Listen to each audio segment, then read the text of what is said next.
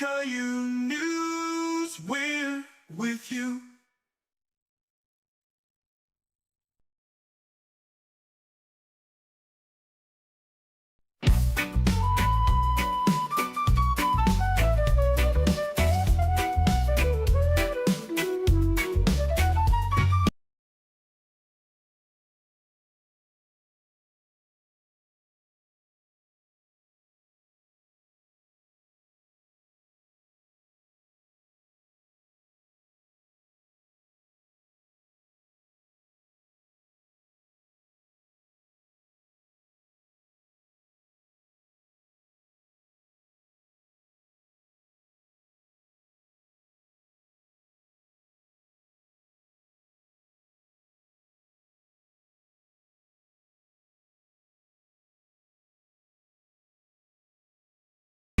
From politics to tax advance, entertainment and finance dance.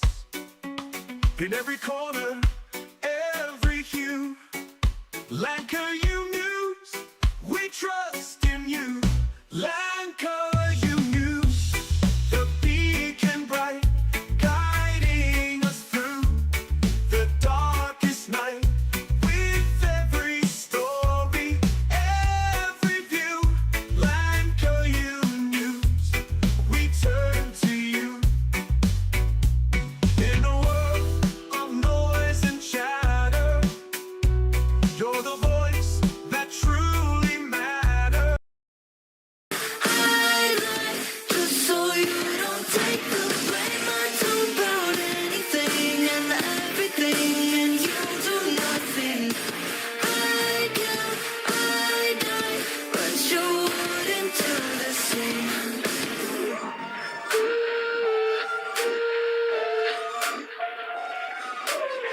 My friends say you're so full of shit, and I say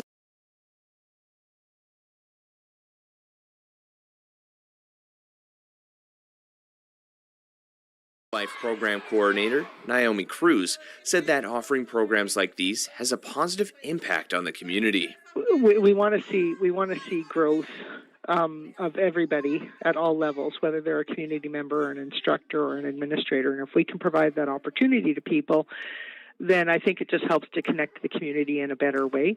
She added that it's also a chance for people to try something they may never have had before. So even though a child might have a phys ed class, for example, where they learn some stuff about volleyball and it's part of the curriculum, and they go through their school day doing that. There's a lot of kids who that is all they want to do, is they want to do volleyball, or they want to do an engineering for kids class because they're very science and tech oriented. So it's an opportunity for them to continue that learning and also to try it in a different way. For these young budding actors, that connection is already taking shape. Between the giggles, games, and grand gestures, they've discovered how to express themselves, support one another, and see the world through someone else's eyes. You're listening to U Radio, where diverse voices connect. Stay tuned for more stories and insights that matter. With U Multicultural and the Local Journalism Initiative, I'm Ryan Funk.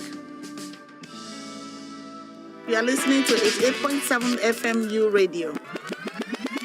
Powered by community. Inspired by you. This community update was brought to you by U Radio.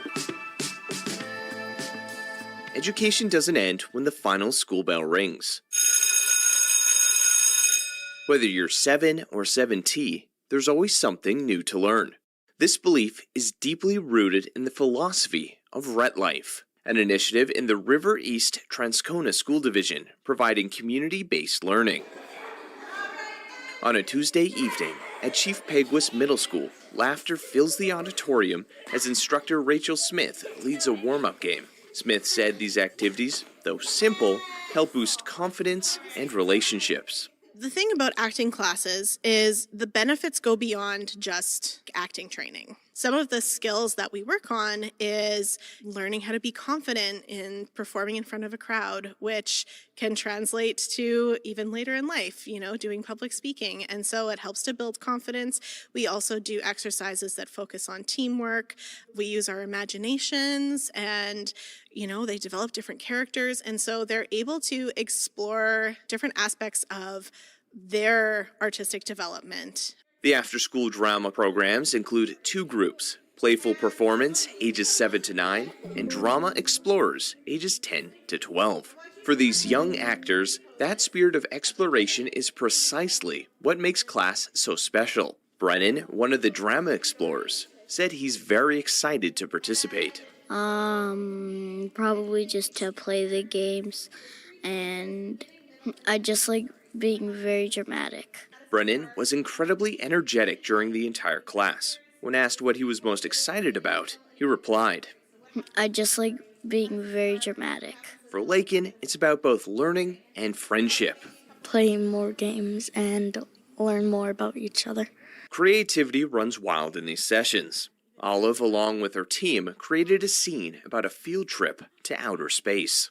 We were going on a field trip and it was to outer space and we had no helmets, so we suffocated, and then an alien came and started to drag us. Another student, Leo, said he enjoys doing different voices and characters. Basically just like acting and like doing different voices and characters and stuff. I like to be British. Please, Lord, can I have some more? Many of these students are building friendships and enjoying the opportunity to explore their creativity. However, some, like Zosha, are already thinking ahead. I really like watching shows of reality and shows with my mom, because I might want to be an actor when I grow up. Luckily for her, there's still plenty of time being a kid, pulling out a spot-on impression of the alien life form known as Stitch. I'd really want to be a voice actor for Stitch because I can really do a good impression. I love Stitch. Others like Willow and Anna love the creativity that comes from working together. Oh yeah, so we were going on a class field trip to the museum. Then when they got there, they were showing the mummy, which was me. And then the mummy came and attacked them and then ate someone. Anna had this to add. I learned that you can always, from the back of the stage, it would be hard to see what you're doing. So you need to go bigger, and we learned how to do that, and that was really fun. Behind programs like Playful Performance and Drama Explorers is the philosophy that learning is lifelong and community is key. Rett Life Program Coordinator Naomi Cruz said that offering programs like these has a positive impact on the community. We want to see growth of everybody at all levels, whether they're a community member, or an instructor, or an administrator. And if we can provide that opportunity to people, then I think it just helps to connect the community in a better way. She added that it's also a chance for people to try something they may never have had before. So even though a child might have a phys ed class, for example, where they learn some stuff about volleyball and it's part of the curriculum, and they go through their school day doing that. There's a lot of kids who that is all they want to do, is they want to do volleyball, or they want to do an engineering for kids class because they're very science and tech oriented. So it's an opportunity for them to continue that learning and also to try it in a different way. For these young budding actors, that connection is already taking shape. Between the giggles, games, and grand gestures, they've discovered how to express themselves, support one another, and see the world through someone else's eyes. You're listening to U Radio, where diverse voices connect. Stay tuned for more stories and insights that matter. With U Multicultural and the Local Journalism Initiative, I'm Ryan Funk. U Radio 88.7 FM, the voice of Canada's diverse communities. This community update was brought to you by U Radio. Education doesn't end when the final school bell rings. Whether you're 7 or 7T, there's always something new to learn. This belief is deeply rooted in the philosophy of Rett Life, an initiative in the River East Transcona School Division, providing community-based learning. On a Tuesday evening at Chief Peguis Middle School, laughter fills the auditorium as instructor Rachel Smith leads a warm-up game. Smith said these activities, though simple, help boost confidence and relationships. The thing about acting classes is the benefits go beyond just acting training. Some of the skills that we work on is learning how to be confident in performing in front of a crowd, which can translate to even later in life, doing public speaking. And so it helps to build confidence. We also do exercises that focus on teamwork. We use our imaginations and, they develop different characters. And so they're able to explore different aspects of their artistic development. The after-school drama programs include two groups, Playful Performance, ages 7 to 9, and Drama Explorers, ages 10 to 12. For these young actors, that spirit of exploration is precisely what makes class so special. Brennan, one of the Drama Explorers, said he's very excited to participate. Probably just to play the games, and I just like being very dramatic. Brennan was incredibly energetic during the entire class. When asked what he was most excited about, he replied, I just like being very dramatic. For Lakin, it's about both learning and friendship. Playing more games and learn more about each other. Creativity runs wild in these sessions. Olive, along with her team, created a scene about a field trip to outer space. We were going on a field trip and it was to outer space and we had no helmets, so we suffocated, and then an alien came and started to drag us. Another student, Leo, said he enjoys doing different voices and characters. Basically just acting and doing different voices and characters and stuff. I like to be British. Please, Lord, can I have some more?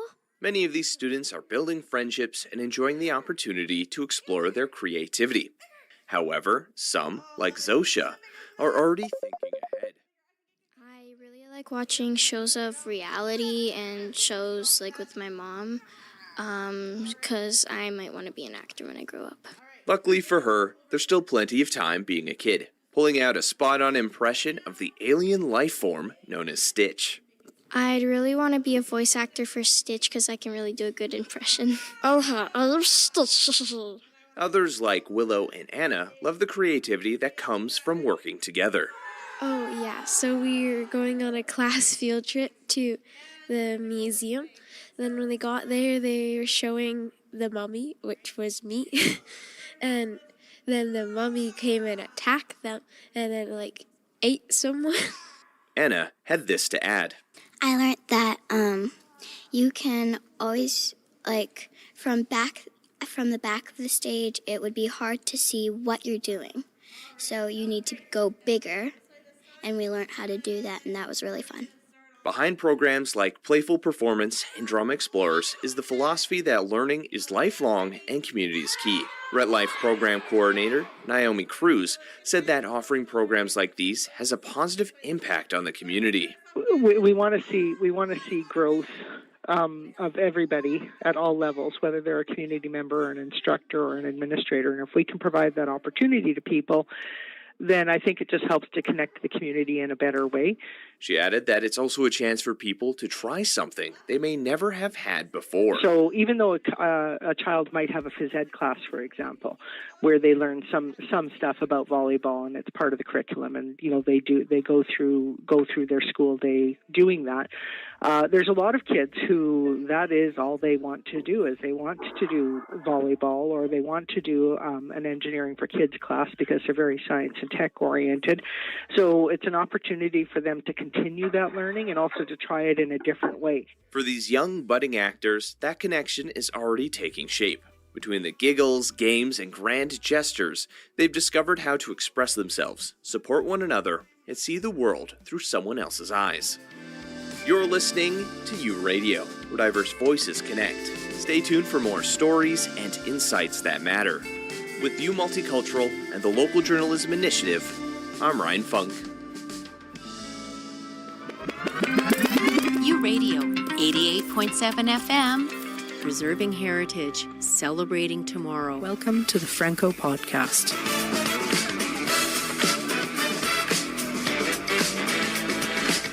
Welcome to the 2024 Rendezvous de la Francophonie podcast.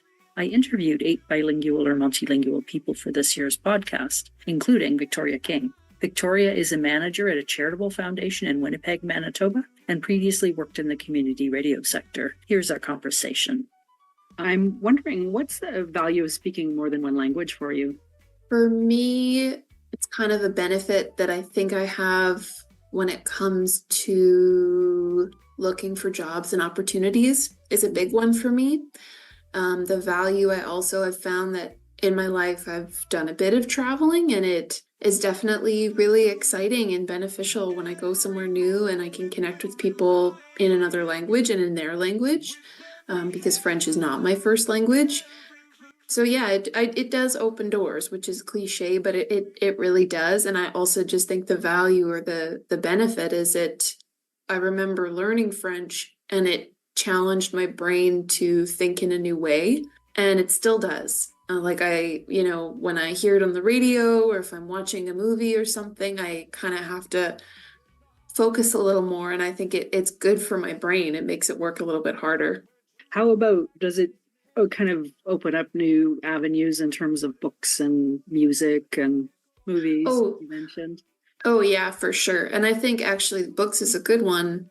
So my husband is the assistant manager at McNally Robinson Booksellers, which is an independent bookstore in Winnipeg. And he took French in school and learned French. And in his adult life, he's read books in French. And there's sort of depending on the book and the author, there's a really unique difference culturally and, in the tone and everything, reading something in a new language.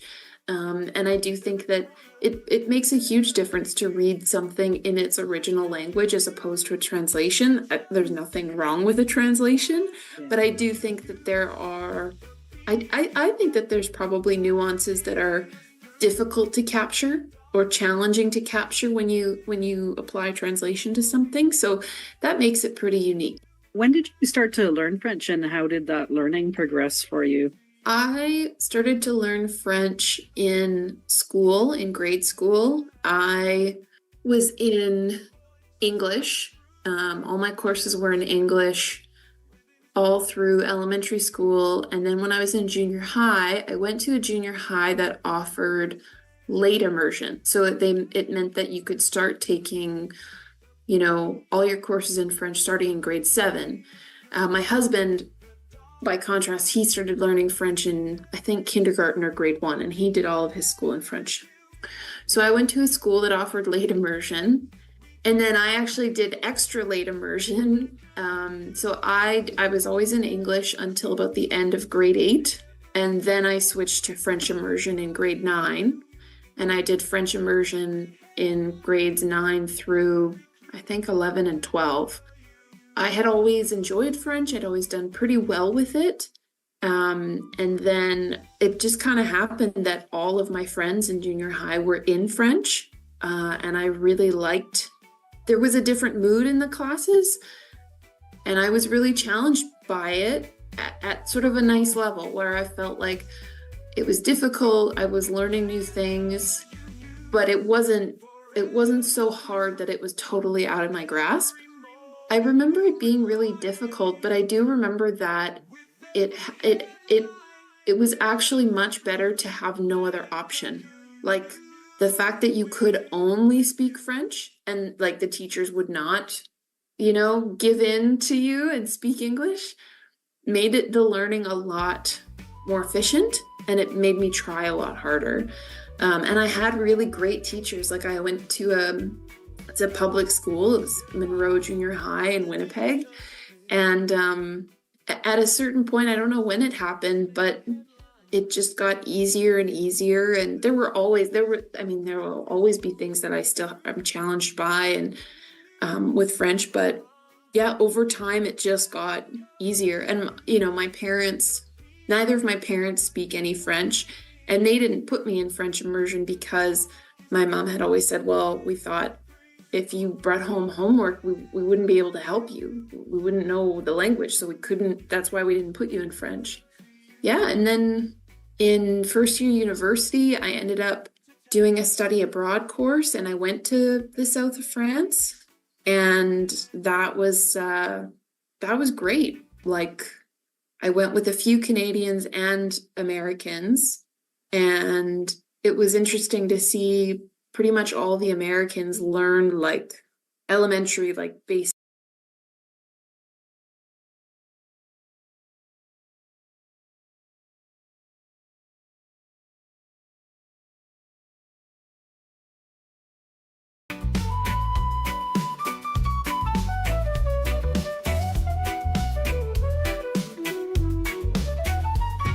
In the heart of the digital sphere, where truth and facts make headlines clear, there's a voice that echoes strong and true, bringing news from Lanka-U. Lanka-U News, the beacon bright, guiding us through the darkest night.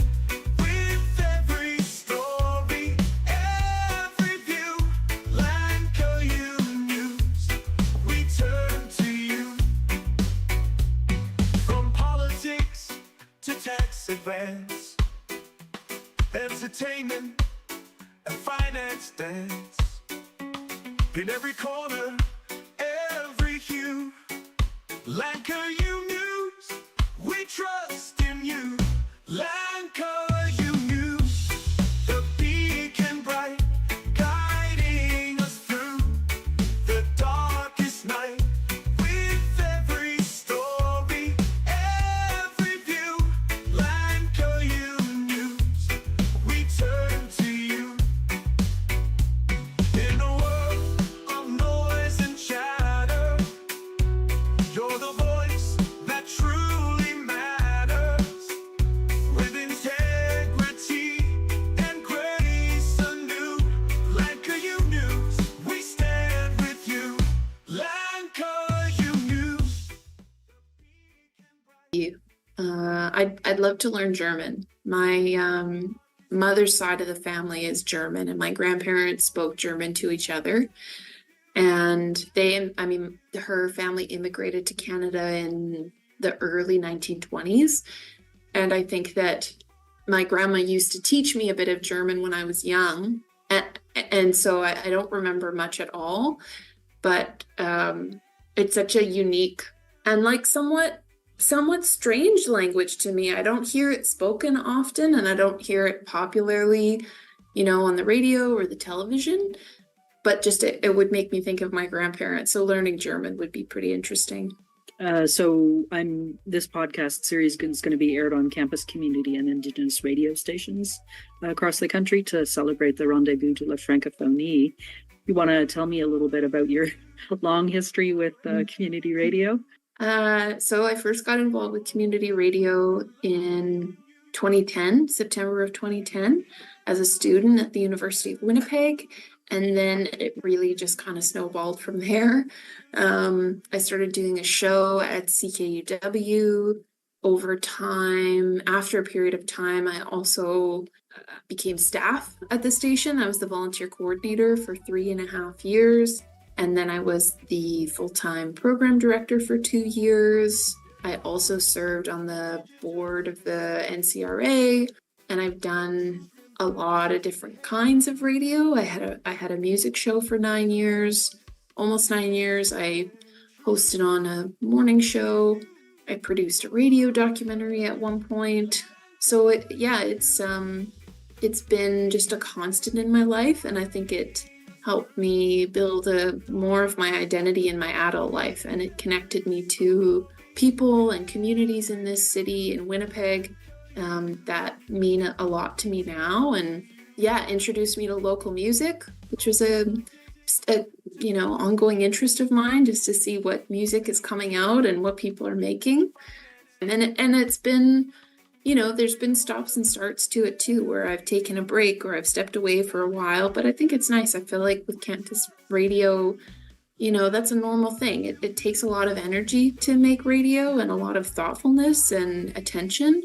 So I like the idea that maybe I can come back to it at different points in my life and try new things and also step away when I have other things in my life, And I do think that actually makes it a nice environment for everyone, that you have different people coming in as leaders or as thought makers or whatever, and this ongoing cycle of people coming through. Can I ask you what inspired you to? So it's recently that you've been learning French, right? Yes. Okay. What inspired that? Well, honestly, actually, I'd always thought I wasn't very good at French because maybe I didn't give it enough attention when I was in school, or I don't know. For some reason my mind was elsewhere, and then when I was actually hired as a contractor to start this blogging contract with the Dialogue Foundation as an Anglophone, I thought, this would be an amazing time to start learning French. So I just started with Duolingo because coincidentally I was having a coffee with a friend who said, "Oh, I'm learning Spanish on Duolingo," and I said, "What's Duolingo?" And I got the précis on that. And I just started doing daily lessons, and I'm continuing to do daily lessons. And, I've gotten past the elementary school stage, and I might be in I don't know, maybe I'm grade 6 now or something. So it's taken a while, but I have to admit the subject matter's not that interesting when you're reading at that level, but I've actually started kind of in the last year, I've started writing emails in French and reading emails in French with a dictionary, which is a little more interesting. I actually get kind of a rush when I successfully write an email without too many mistakes. My husband, once in a while, when we're out or something, will play a game of trying to remember what certain things are in French. Or we'll be like, what's the French word for nose or elbow or pinky, And he's always really good at it.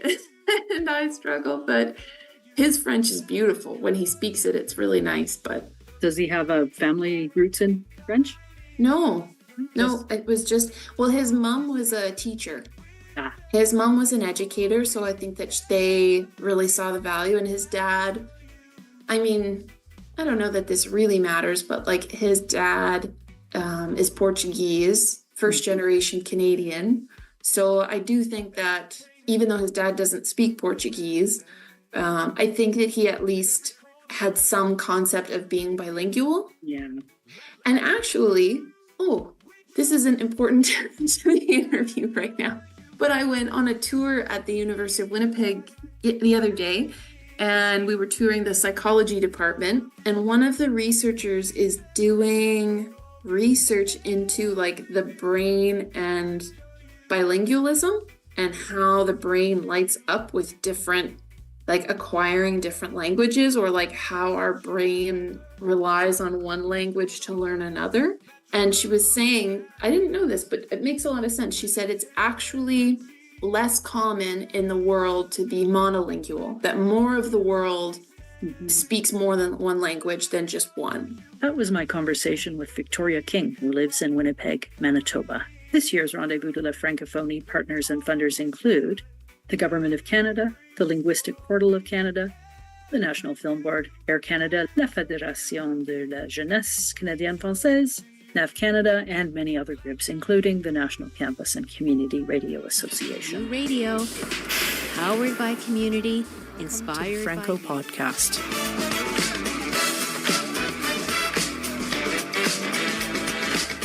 Welcome to the 2024 Rendezvous de la Francophonie podcast.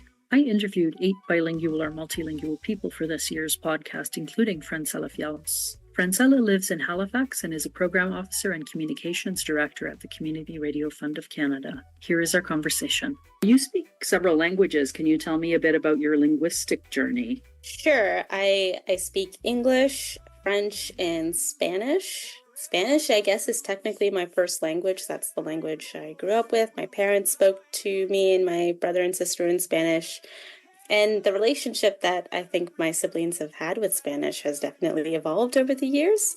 We definitely have gone through periods where maybe we would speak more English in response to our parents, or where we would feel more committed and invested and want to hone our Spanish speaking skills a little bit, as particularly with my grandmother who only speaks Spanish. So I understand Spanish perfectly well, and then go through moments where I speak a little bit more at home depending on the content. And if it's like really delicate stuff, like usually I'll try to express myself in English with my mom.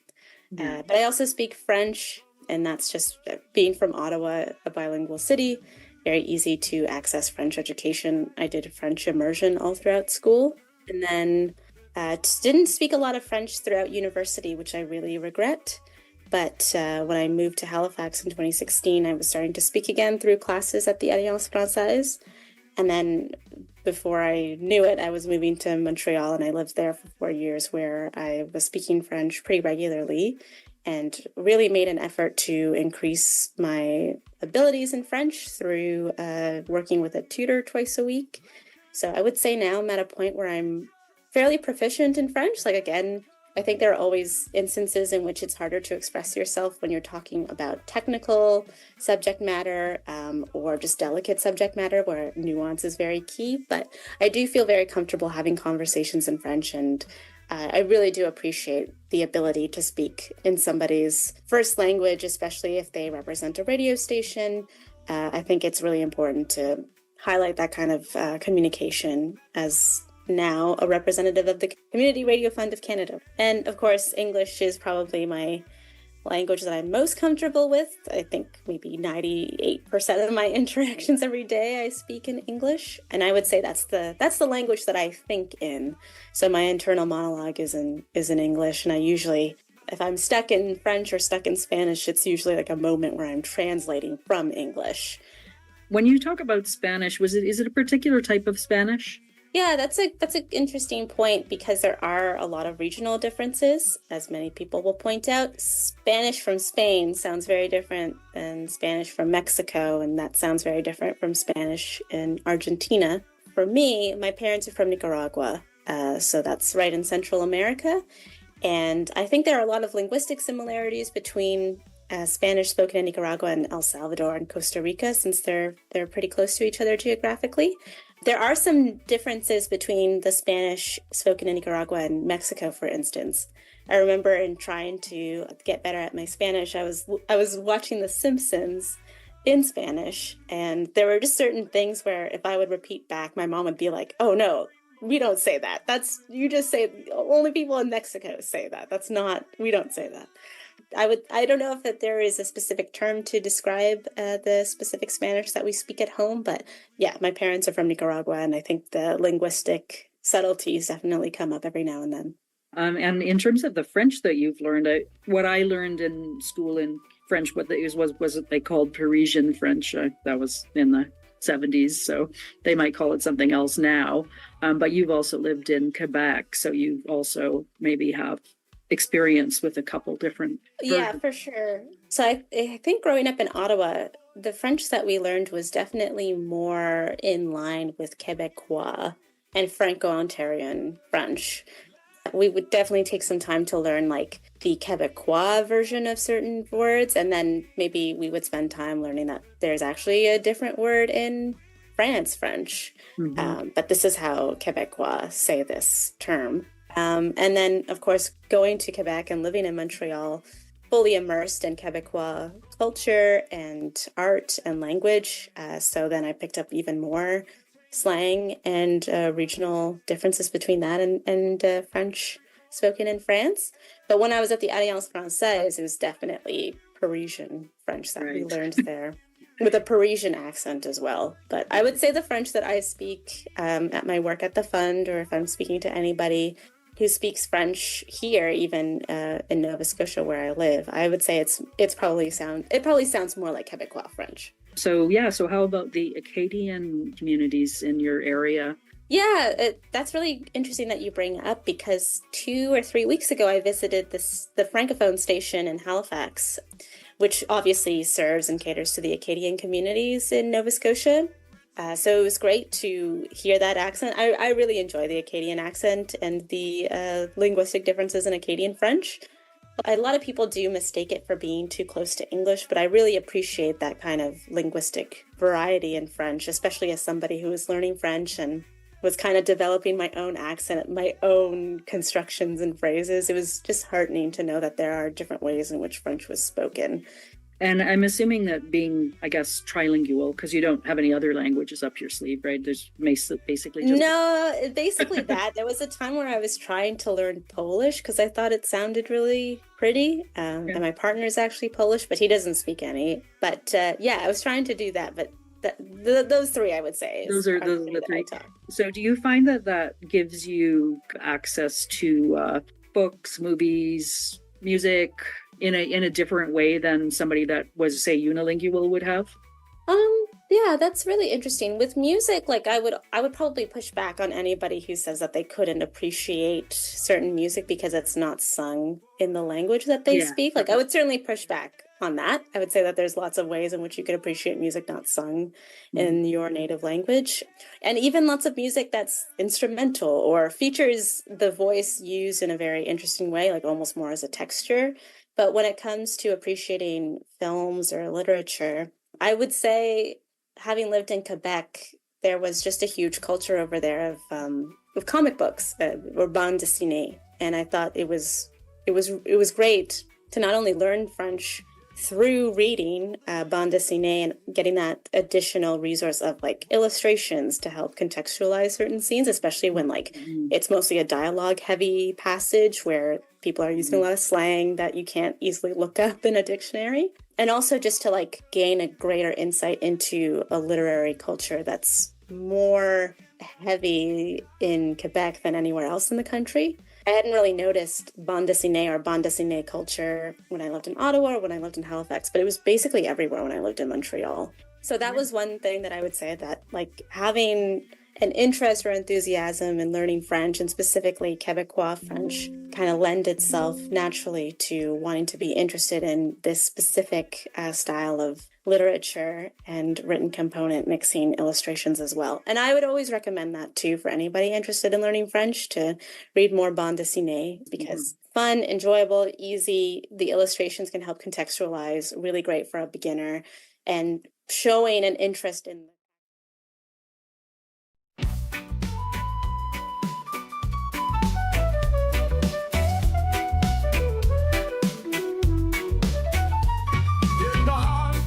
the digital sphere, where truth and facts make headlines clear.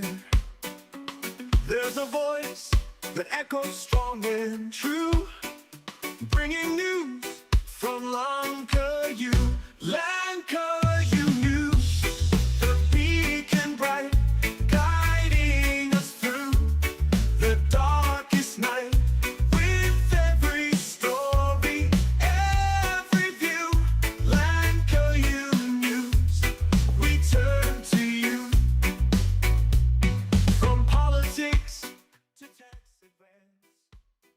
To language learning in this country, where like learning French could actually be so useful and so fun and could help you with so much opportunity, then I think people would have a different approach to it. But because it's like something that you have to do, and it's like always in this boring way with using cahiers and like focusing on conjugation and grammar and how the grammar is so hard. I think too, even in Quebec, like there is a culture of wanting to encourage people who come to Quebec to learn French, but really emphasizing that it can be fun. You know, it doesn't have to be a chore. It doesn't have to be like that weird, guilty obligation you have to the Duolingo bird who pops up on your phone every day. Yeah, like it can really be fun just through like an immersion of culture and understanding and appreciating the culture. Do you think having learned several languages at a young age has helped you to be good with languages? I don't know if I would say I'm good at languages. I would just say that I've spent now a lot of time thinking about learning language and that kind of commitment and the frustration you can feel at times in learning a language. When you just feel like impotent or incompetent because you're not expressing yourself how you normally would express if it was your native language. I've definitely felt that numerous times, I would usually tell people like the only way out is through. Like you just have to keep going, even though it's hard and humbling and frustrating, you'll get there. And I think too, to always go from like English to French or English to Spanish or English to any other language, like it's really difficult. English is really not like any other language out there.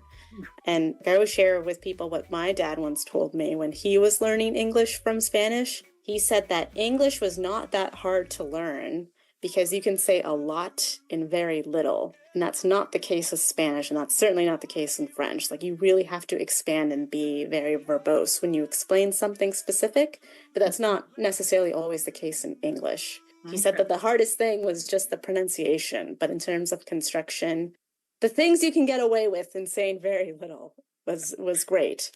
Did your dad learn English in Nicaragua or in Canada or somewhere? Yeah, both my parents learned English when they arrived in Canada.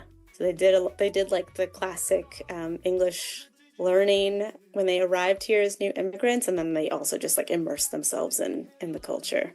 So you ended up in French immersion. So was that maybe a conscious choice on their part, or maybe that was something you wanted? I think I don't even know how that happened per se. It was just like French was around, and I think like I just would take the French immersion option because like that's what I wanted to do. I don't know. It was just like I don't know.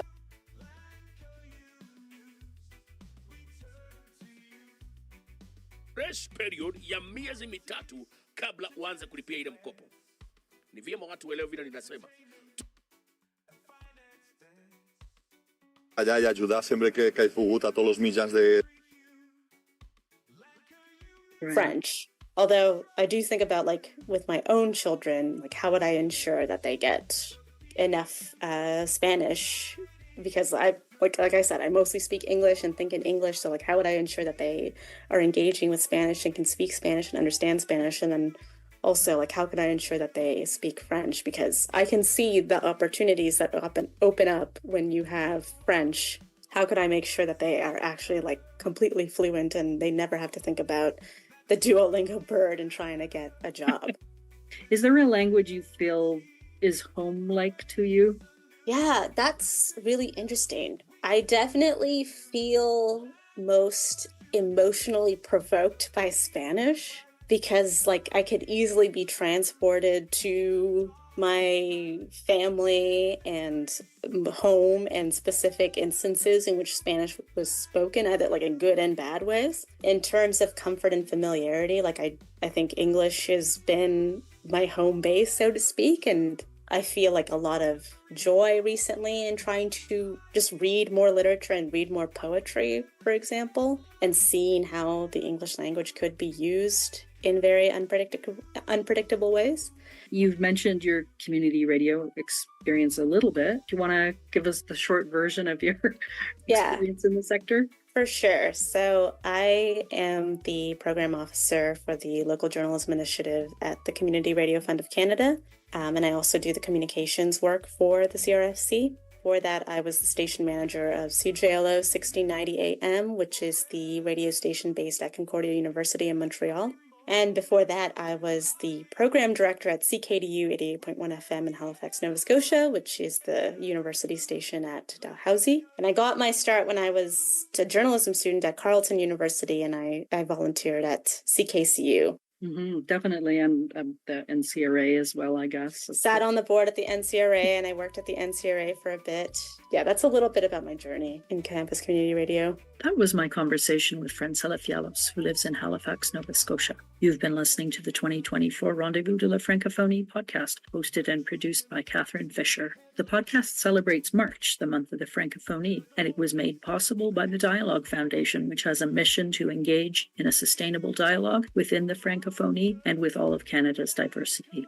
This year's Rendezvous de la Francophonie partners and funders include Government of Canada, the Linguistic Portal of Canada, the National Film Board, Air Canada, La Fédération de la Jeunesse Canadienne Française, NAV Canada, and many other groups, including the National Campus and Community Radio Association. Hi, my name is Florence, and you are listening to U Radio, connecting cultures, sharing stories. Move on to the Franco Podcast.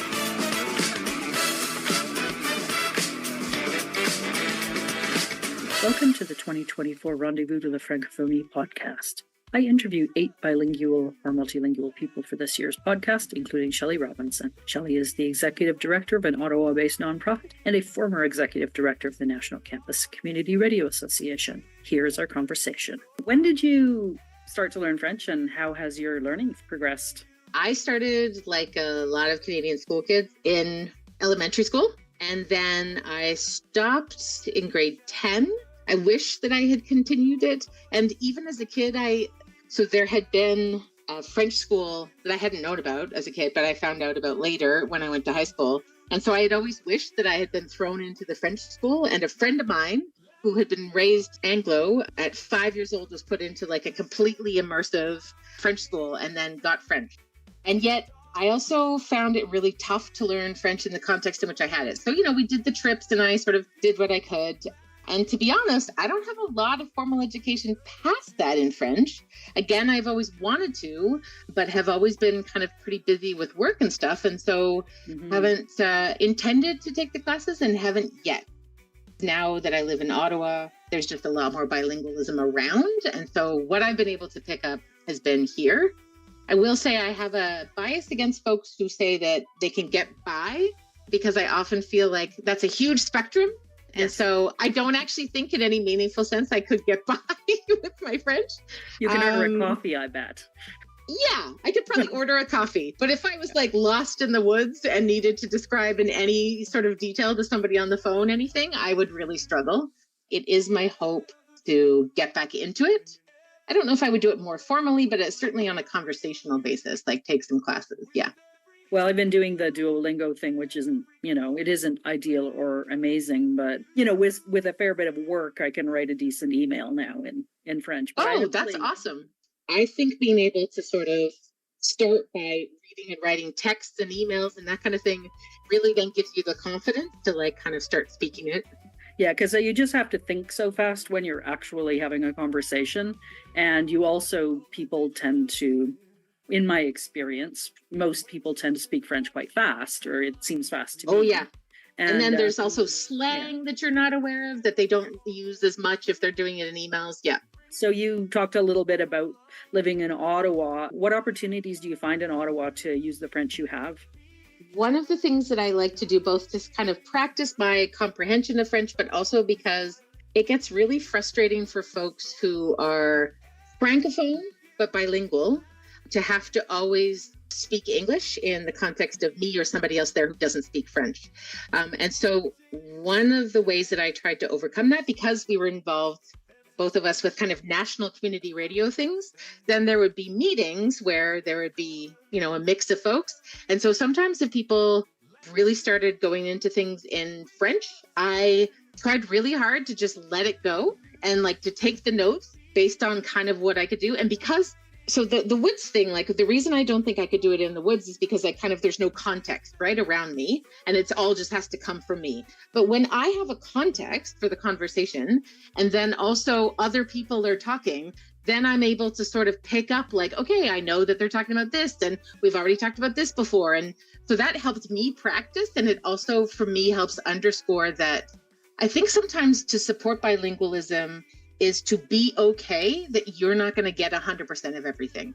And English speakers are really comfortable when that's true for other people, who are like beginning English speakers, but they're not so good at practicing it themselves with other languages. When we would have meetings at the Community Radio Fund of Canada, there were quite a few Francophones there. And so those are some of those meetings where I would be like, go to town, I'm going to take my notes. And then afterwards I can kind of check in that I haven't missed anything important. You spend a little bit of time in Halifax at CKDU. Do you have any recollection about the sort of Acadian side of things? So we had a French language program, Trois Beaux Canards, on CKDU. And it's still on. Oh, is it? That's awesome. Amazing, eh? And one of the coolest things that I did in Nova Scotia in relation to community radio, there is a station in Shettycamp. We organized like a regional conference there. And so Shettycamp is definitely a Francophone part of Nova Scotia. And it's very Acadian in that, like, we went to go see live fiddle music as part of what we were doing. And we worked really hard to make things as bilingual as possible in that context. I also got to participate in New Brunswick in Arctic Canada. So there were some folks there. That was another example where there was so much French going on around me. And I was working with like a Francophone staff member of the NCRA. And so, she was doing a lot of the kind of more intense meeting people and kind of doing that conversation. And I was just kind of trying to follow along. So I didn't really feel like when I was in Halifax, I had that much exposure to, well, I say that. I'm like, there are definitely Acadian organizations that are based in Halifax that I had exposure with, but more it's like, when you go to Clare, they have a community radio station that broadcasts primarily in French, and Camp, like I said, that I really kind of got a fuller taste for it. Yeah. And you have done quite a bit of traveling and you've worked in various parts of the world. Are there other languages that you may have dipped your toe into? Yeah, absolutely. So I was in Afghanistan in 2005, and I actually think that I had a better working knowledge at the time of Dari than I did of French. And again, I think it's because of the complete immersion. I had a translator who worked with me, but primarily, like, I would be in meetings and every conversation around me full time, all the time, is in Dari. And then the house staff only speak Dari. And, if I was taking like a taxi or anything like that, it's all in Dari. It's the same when I went to Rwanda with Kinyarwanda. So again, you have these kind of compound style houses. So you often have house staff. And then you're taking like moto taxis on motorcycles or whatever. In both places, I got a rudimentary, 4-year-old, 5-year-olds level, but could communicate organized elements of a conference in Rwanda on the phone, which is harder, all in Kinyarwanda. Now, was I too loud when I was trying to do it? For sure. I have that terrible habit of being extra loud. And then when I don't understand a language or somebody else doesn't understand English as well. But, I got the basics, let's book these rooms and that kind of stuff I could do, which I might be able to do in French. But I think that I would probably, maybe having the fallback here is what, would let me off the hook too much. And then in Afghanistan, for sure, the thing I remember most was being in an extremely tense meeting. So it was on the provincial and parliamentary elections. And there were a bunch of warlords who were seeking political legitimacy by running for election. And then during the count process, things got very heated because people got to see, because it was like a manual count process of physical ballots. And so I'm in this meeting with the governor, and I was at the time working for the representative of the United Nations and blah, blah. And I probably shouldn't have done this, but I was able to kind of say to somebody I don't think I said that's a lie, but I was like, that's not true in Dari about a Dari conversation, because I was trying to jump in and clarify a point. Probably a bit too impulsive, but also, a familiar enough. Again, I think largely because it was so contextualized, right? I knew exactly what we were talking about. I knew the terms that we were using for ballots and voting and whatever. Because I do actually want to dive into French, I kind of try and think about how could I replicate that experience as much as possible. Yes, I could maybe go to a part of Quebec where they don't speak as much English, although it's pretty penetrative, I think a lot of people do. Or I could try and go to a different country or something and just fully try and learn what I could in that context. They have those programs where it's the 6 weeks where you go to an all French kind of environment. My mom did that when she retired. My mom actually has gotten really into French post her retirement. And so I'm turning 50 next year, but I have a little ways to go. So we'll see if I get into French before then. But it's definitely the kind of thing I can see myself doing more deeply in retirement. Yeah. You mentioned a few things about community radio, since this is going to be aired on community radio for the month of the Francophonie. Would you mind just quickly outlining your vast community radio experience? Okay. What I actually like to say about community radio, and the reason that it completely hit me over the head and changed my life, is I grew up in Milton, Ontario, which is basically broadly GTA. It shouldn't have been this way. So back in the day, my grandfather had worked for the newspaper, whatever, but I just didn't really have a sense of kind of local media, right? So everything I saw was from Toronto, and Toronto even then sort of felt like it kind of took up a nationalized space, if you know what I mean. Like, so yes, I had been to Toronto, but that didn't feel like the Toronto I saw or heard about or whatever. And then obviously I saw a ton of American content. And then I moved to Halifax when I was 16, and a guy in my high school math class was on the radio, like made some reference to being on the radio. And I was like, what? So then I found CKDU and the musical taste. I found a couple shows that just cracked open my musical taste because, again, this is like pre-internet, or at least pre sort of my access to the internet. So it was things that I had never heard of that I instantly loved. It was such a diversity of programming, diversity of music, diversity of opinions. I just became like a super fan immediately of CKDU as a listener. Mm-hmm. And so then I got involved a few years later when I went to University of Dalhousie. So you don't have to obviously be a student to get involved, but I think that's what kind of gave me the permission, even though I had known someone in my high school had done it.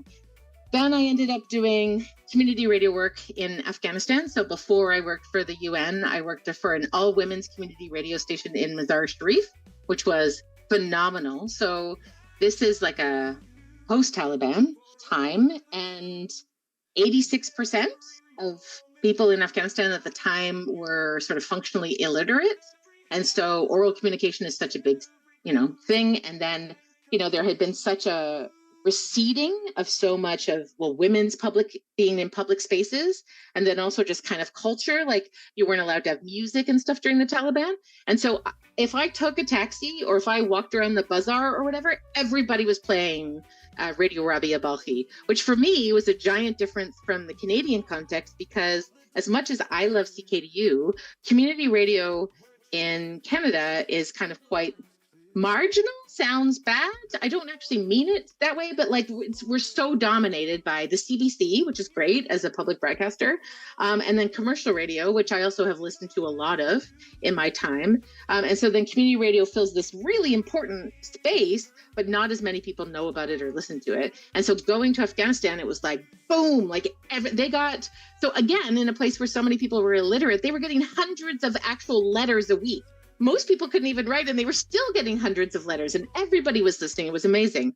And then I ended up doing community radio again in Rwanda. So I went for a different project, but if there's community radio around, I'm always going to get involved. And so I was doing this class trip with some students from the National University of Rwanda School of Journalism and Communication. And so one of them, she went by the name Barada. She did this program. It's called, like the translation was like the Love Hour. And she would play like romantic music and whatever. Kinyarwanda, like local music, but also like pop hits, anything, just a melange of like love-oriented music. And so we were just on this class field trip to do a reporting assignment. And then people, from hearing her voice, just talking to her friends in the context of this field trip, wronged her like she was Michael Jackson, because they were like, it's Barada. Oh my goodness, blah, blah, blah. This show is so... And again, I was just like, it was so heartening to see that people were such giant fans of community radio, and that they also had then room, because there's like a lot of press freedom challenges there. Mm-hmm. And so they had freedom as a university station to sort of say things that would have been harder in some of the government-owned kind of newspapers or the official opposition kind of papers and stuff. So that was awesome. I also worked at the National Campus and Community Radio Association, so the NCRA, obviously, where I was happy to... So one, we got a bilingualism grant to help make the NCRA more bilingual, which meant we recruited some Francophone licensed radio stations, which is really cool. And then we created a bunch more bilingual services. We got some bilingual staff members, a lot of which we were able to sort of entrench for a while. A grant that I've also used in my current job to kind of entrench some more bilingualism. Because even if I'm not bilingual, I try and make sure that the organizations I work for are as bilingual as possible. I also got to work on the first Rendezvous de la Francophonie project, which was really exciting. And then since I left, I did a show at CHUO here in Ottawa for a while, and I stayed on the board of the Community Radio Fund of Canada for a while, and I was recently on the board of CKCU FM, also here in Ottawa. So right now, I'm currently unaffiliated with community radio, but I can't imagine it's going to stay that way for very long. That was my conversation with Shelley Robinson, who lives in Ottawa, Ontario. You've been listening to the 2024 Rendezvous de la Francophonie podcast, hosted and produced by Catherine Fisher. The podcast celebrates March, the month of the Francophonie, and it was made possible by the Dialogue Foundation, which has a mission to engage in sustainable dialogue with the Francophonie and with all of Canada's diversity. This year's Rendezvous de la Francophonie partners and funders include the Government of Canada, the Linguistic Portal of Canada, the National Film Board, Air Canada, La Fédération de la Jeunesse Canadienne Française, NAVCAN, and many other groups, including the National Campus and Community Radio Association.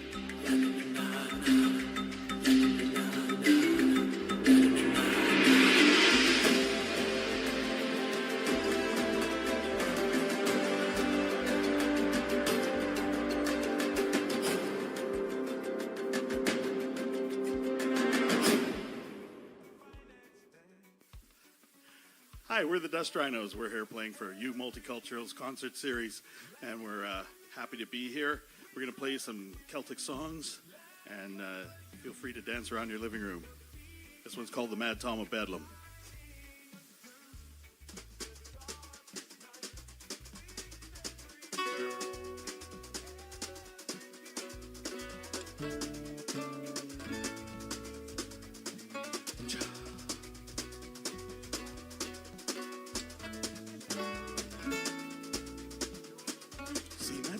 Bedlam, 10,000 miles I travel. My modeling goes under the toes to save her shoes from gravel.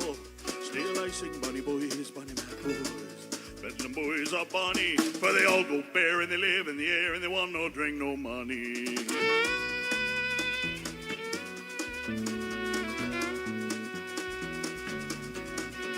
Went down to Satan's kitchen to break my fast one morning. There I got so piping hard upon a spit of turning.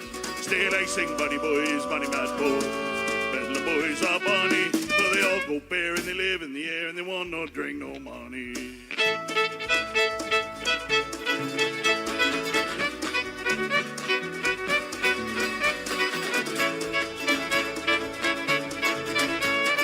Spirits white as lightning did on this journey guide me. Sun did shake and the pale moon quake whenever they did spy me. Still I sing bunny boys, bunny mad boys. Bedlam boys are bunny, but they all go bare and they live in the air and they want no drink, no money.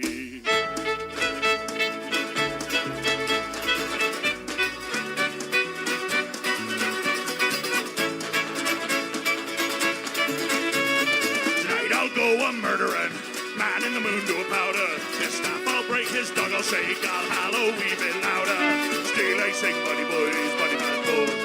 Bedlam boys are bunny, but they all go bare and they live in the air and they want no drink, no money.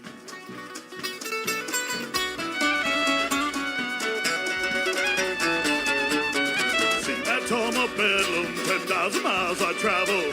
My modeling goes on dirty toes, save her shoes from gravel. Still I sing bunny boys, bunny mad boys. Bedlam boys are bunny, for they all go bare and they live in the air and they want no drink, no money. Still I sing bunny boys, bunny mad boys. Bedlam boys are bunny, for they all go bare and they live in the air. They want no drink, no money.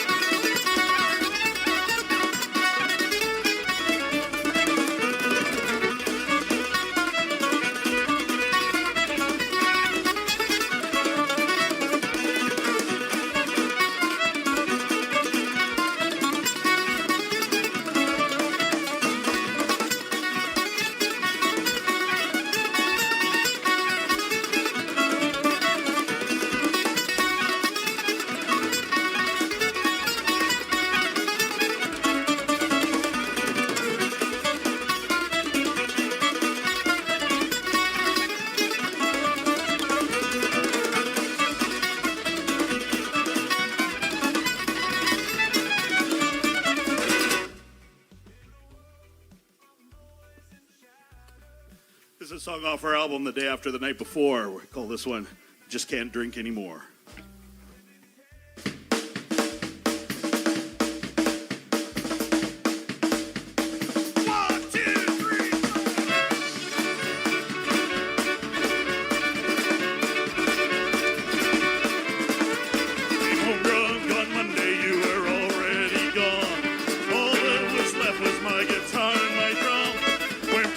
Pub and ordered a pint and thought about what might have gone wrong.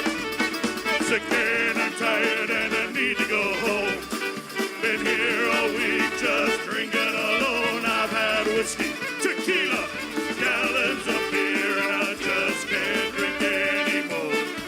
You know I just can't drink anymore.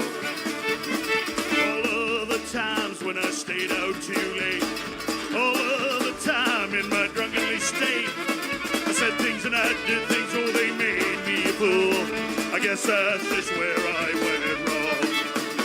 Sick and I'm tired and I need to go home. I've been here all week just drinking alone. I've had whiskey, tequila, gallons of beer, and I just can't drink anymore. You know I just can't drink anymore. All of those empty pints of beer, I gotta get the hell out of here.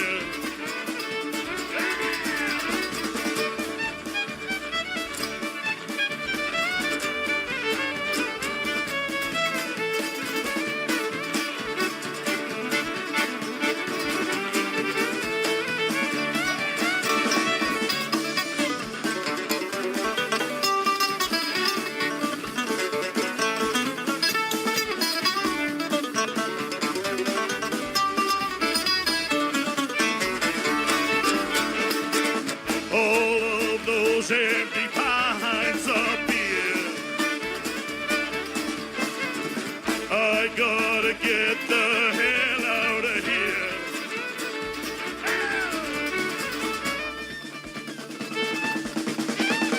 Remember the days when we were young, seemed that our happiness had just begun.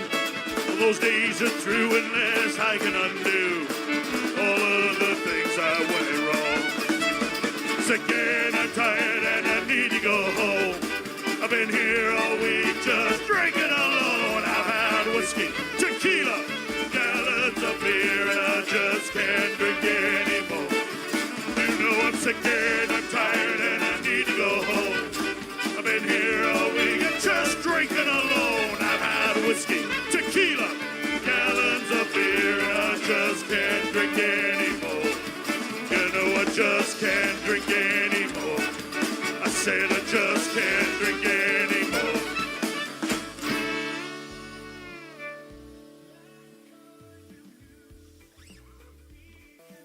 It's the title track to our album, The Day After the Night Before.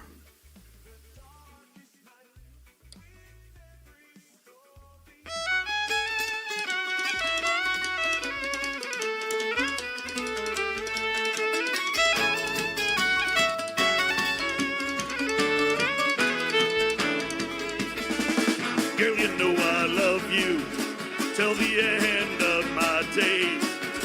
But the fact that you still love me back makes me think that you're insane. I'm a wreck, a drunk, rotten old punk, ain't worth more than a dime. That's not likely gonna change until the end of time. And I hope you treat me kindly as I stumble through the door. And I hope to see you on the day after the night before. Sitting here all alone tonight, staring into space. I'm thinking about what you said to me, all those things that I can't erase. I know I've done a lot of wrong and I want to make it right. I'm not willing to give up on you.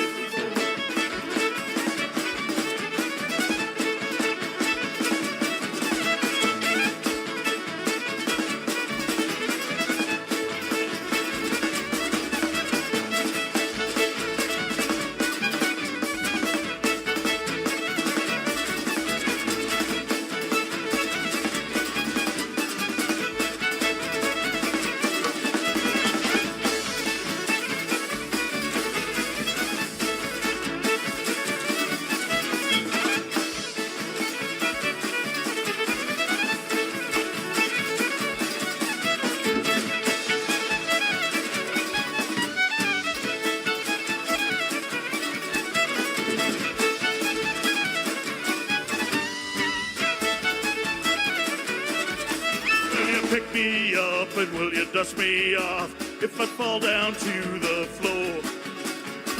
Will you leave me lying here and walk right out the door? Can't say that I blame you no matter what you do. I'm hoping that you'll stay. I don't know if I could change, but for you I'll try anyway. And I hope you treat me kindly as I stumble through the door. And I hope to see you on the day after the night before. And I hope you treat me kindly as I stumble through the door. And I hope to see you on the day after the night before. Well, I pray to God that you're still here after the night before.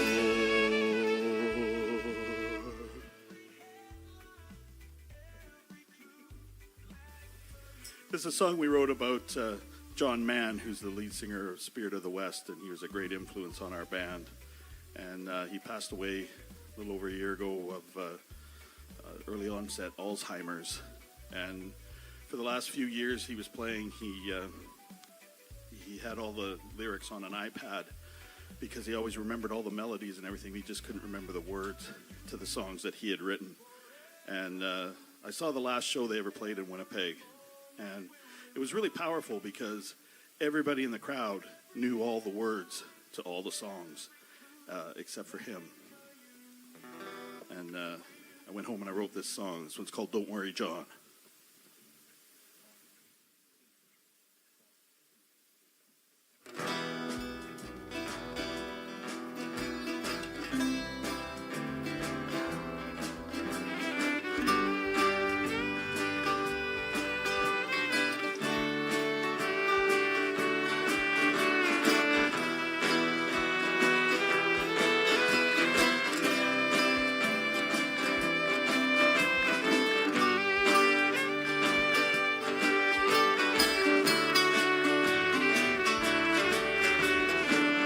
Northern lights dance through the skies and music fills the air and I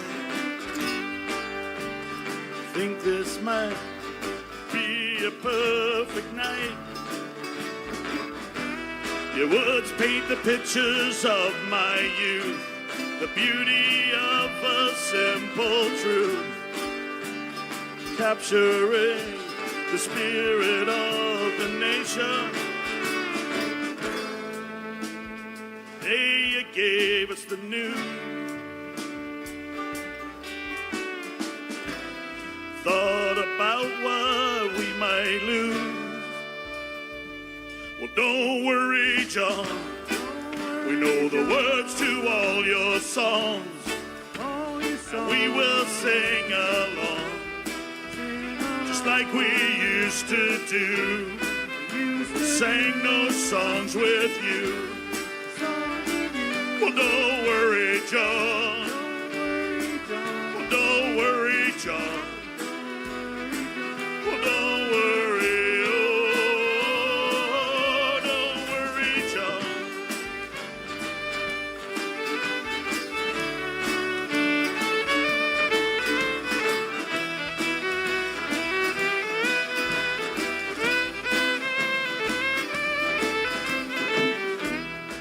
Every melody and tune will always be within us two. When you forget, we will sing for you. The day you gave us the news, thought about what we might lose. Well, don't worry, John. The words to all your songs, and we will sing along, just like we used to do. Sang those songs with you. Well, don't worry, John. Well, don't worry, John. Don't worry, oh, don't worry, John.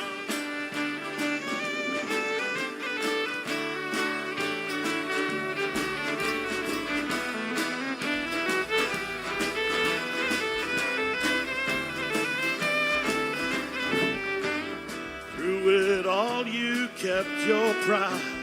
We all laughed and we all cried. We all cried. We went on your honeymoon. We know the postcard on the room. We drank with you in London town.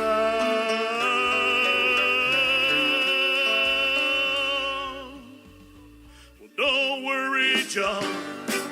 We know the words to all your songs, and we will sing along, just like we used to do. We sang those songs with you. We stand here arm in arm, sing out loud and strong, just like we used to do. We sang those songs with you. Well, don't worry, John. We know the words to all your songs, and we will sing along, just like we used to do. Well, don't worry, John.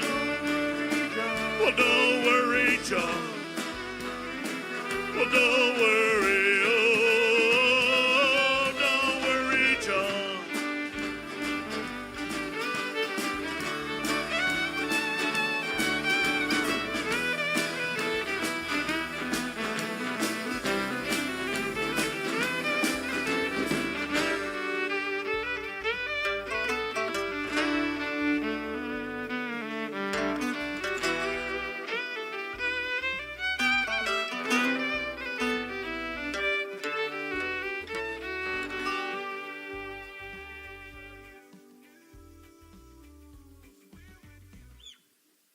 This is a song off our album, Up Your Kilt. This one is called The Ragged Crow.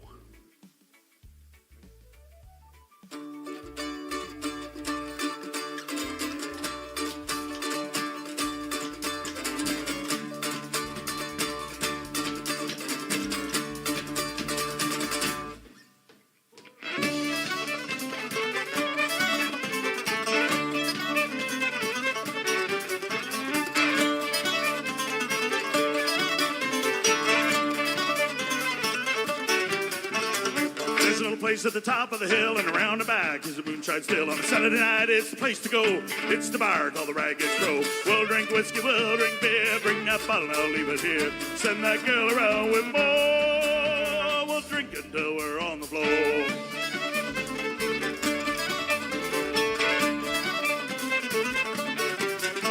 It's Saturday night at the Ragged Crow. Grab your coats, boys, come on, let's go. Bring and dance, we'll sing and fight, and we'll raise hell to the morning light.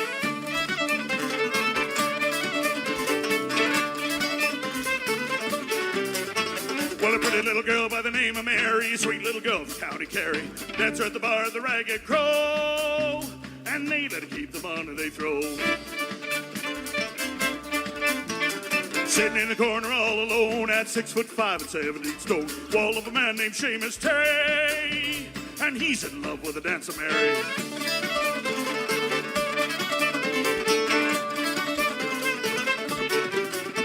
It's Saturday night at the Ragged Crow. Grab your coats, boys, come on, let's go. Drink and dance, we'll sing and fight, and we'll raise hell to the morning light.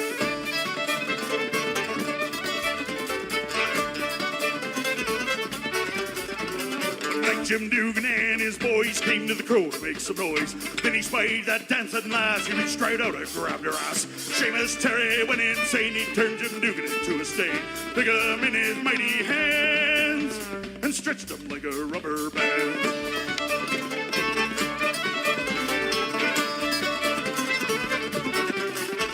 It's Saturday night at the Ragged Crow. Grab the coats, boys, come on, let's go. Bring and dance, we'll sing and fight, and we'll raise hell to the morning light.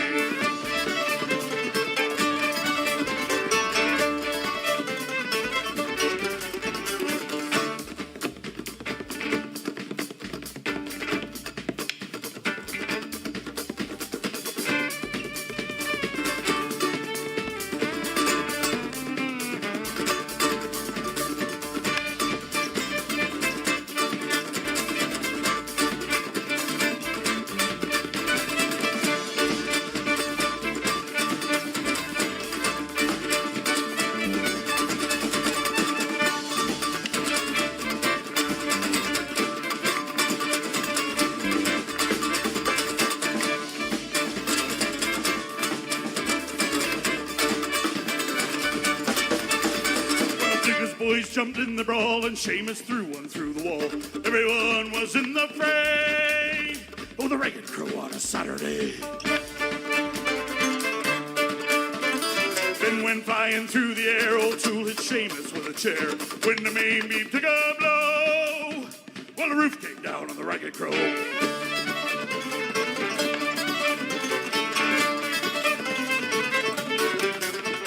It's Saturday night at the Ragged Crow. Grab the coast, boys, come on, let's go. Bring and dance, we'll sing and fight. And we'll race hell to the morning light.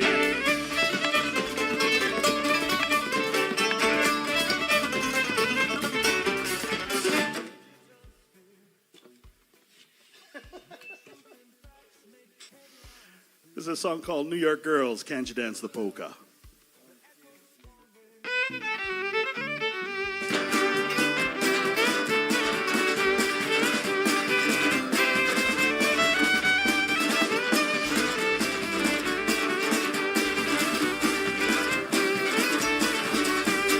I rode down on South Street, a woman eyed me. I asked her just to see a home. She lived on 14th Street. I knew it, Santi, my dear Annie. Oh, you New York girls, can you dance the polka?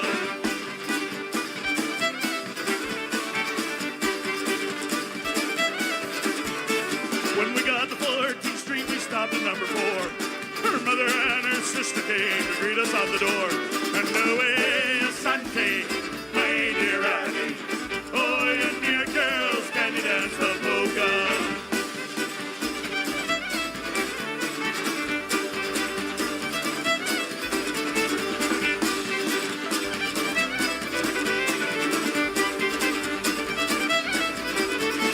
When we got inside the house, the drinks were handed round.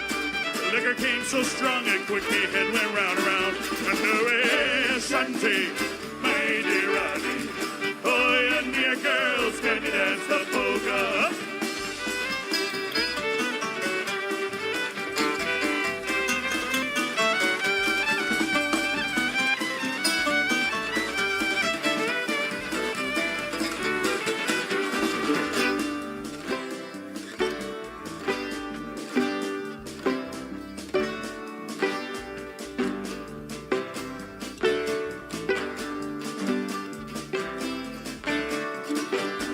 I awoke next morning, I had an aching head.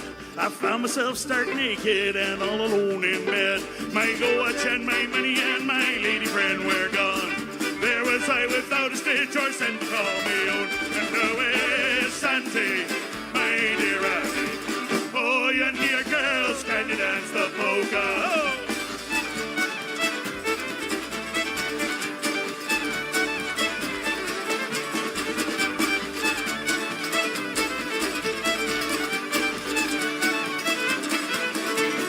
Look out, all you sailors, I'll watch your step on shore. You'll have to get up early to be smarter than that oar. And no way, Santi, my dear Annie. Oh, you New York girls, can you dance the polka? Hard-earned cash will disappear, your hat and boots as well. New York girls are covered on the other side of hell. And no way, Santi, my dear Annie. Oh, you New York girls, can you dance the polka? Oh, Santi, my dear Annie. Oh, you New York girls, can you dance the polka? Oh!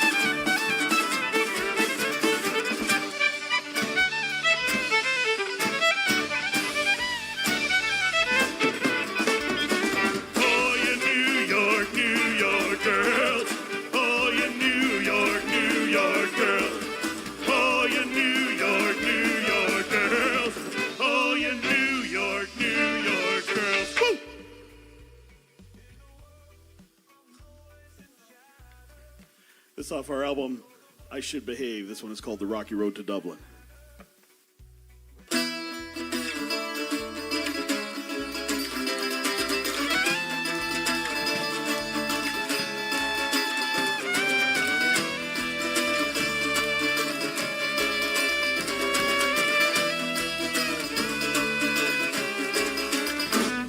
In the merry month of May, from my home I started up the gills of tube, so nearly broken hearted, snooted for the day. Kiss me, darling mother, drink a pint of beer, my grief and tears is blood. Off to reap the corn, deep that I was born, I got snow black corn, the barn is close to come. Brand new pair of brogues, battle of a rose, frightening all the dogs on the rocky road to Dublin, 1 to 3 for 5. And the hare and turn down the rocky road and all the way to Dublin, work for Laldera.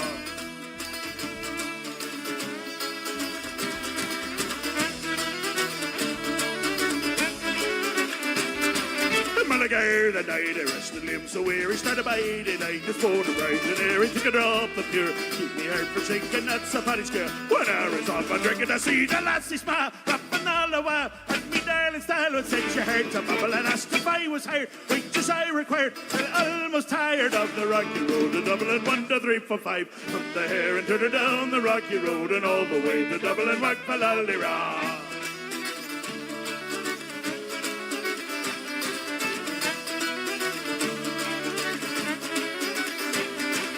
Dublin and next arrived, I thought it such a pity to be so soon deprived of you from that 580 out to take a stroll. All among the quality bundle it was stolen in the final town. Something crossed my mind, and I looked behind, no bundle could I find. On my stick of fire and all the road, till me can of bro was much involved. On the rocky road to Dublin, 1 to 3 for 5. And the hare and turned down the rocky road, and all the way to Dublin, work for Laldera.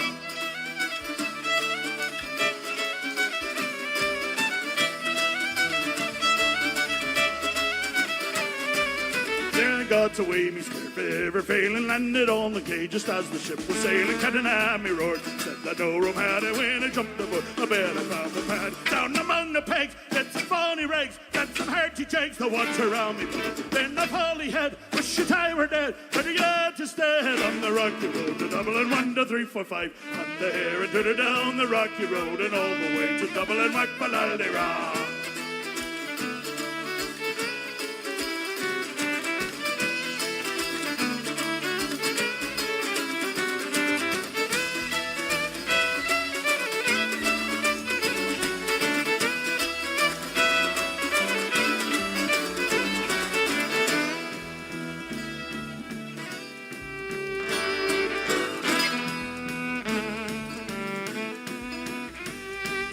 Boys of Liverpool, when we safely landed, called myself a fool, and I could no longer stand it. Blood began to boil. Temper I was losing, poor old there and that. Well, they began to do. Rob myself says I shall lay the Isle of Pride. Galloway boys combined, they saw I was on.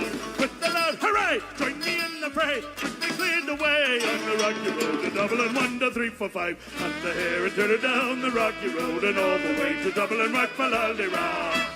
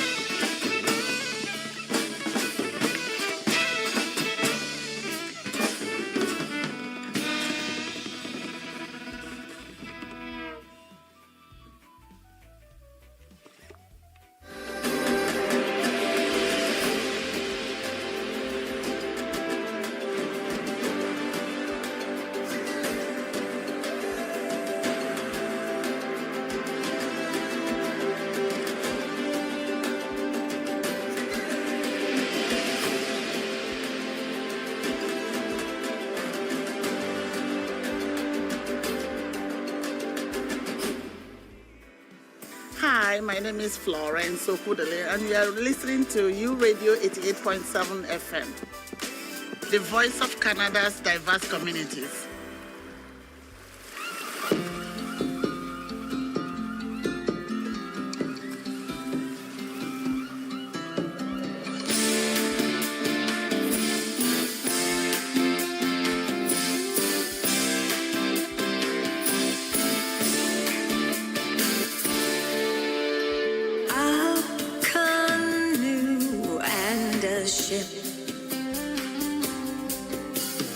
Traveling in fellowship, and two purple rows symbolized, separate but synchronized.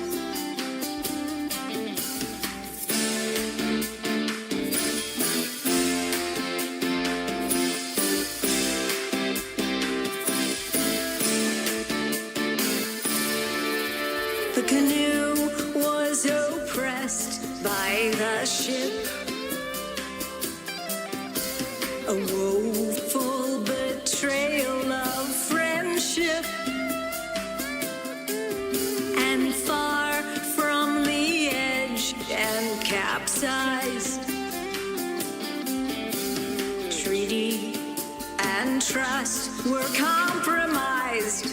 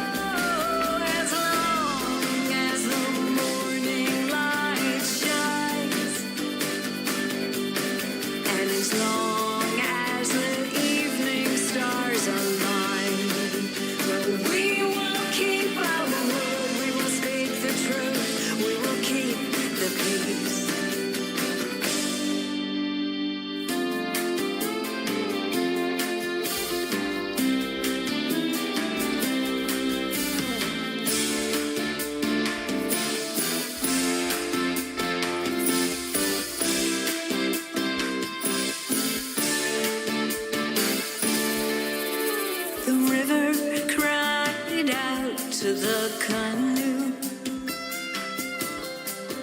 to reclaim its lost vision and virtue, and the wind beckoned to the ship to change course and rewrite the script for lasting peace and true fellowship.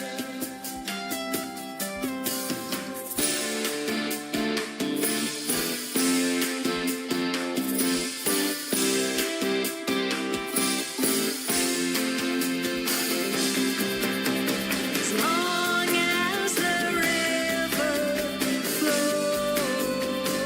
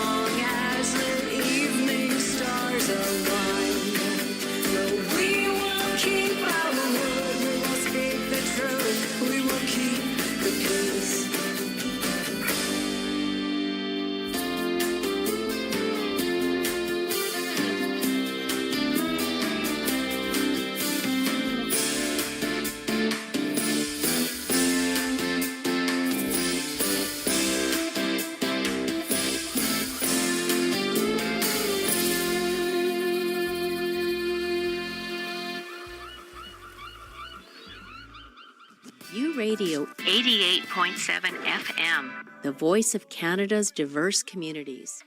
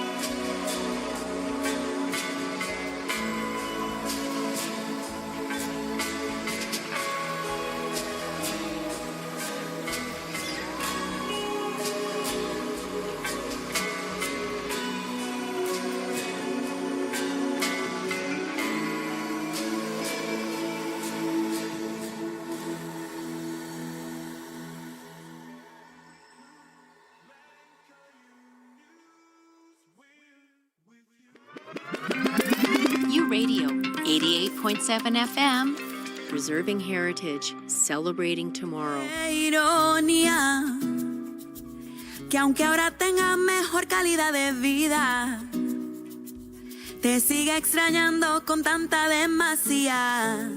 Y no me acostumbro a tenerte tan lejos. Qué ironía, que aunque pasen los años sigas en mi vida, y a pesar del intento mis ganas persistan. Y no te puedo olvidar.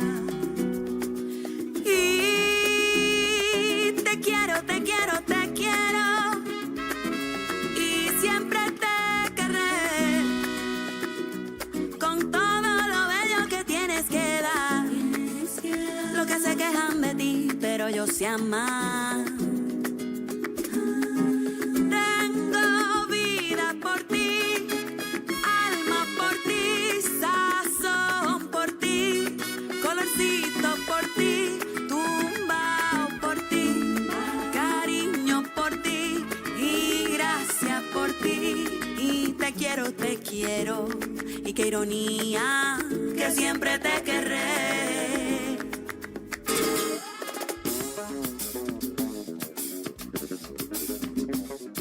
Qué ironía,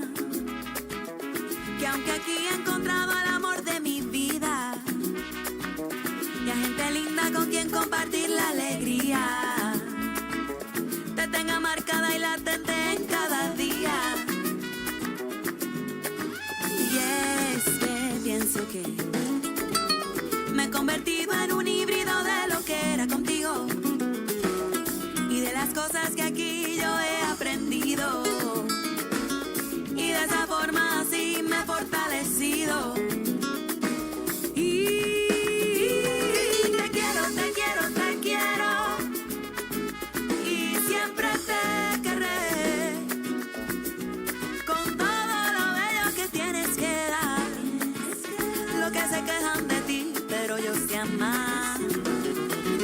Y te quiero, te quiero, te quiero. Y siempre te querré. Con todo lo bello que tienes que dar. Lo que se quejan de ti, pero yo se ama.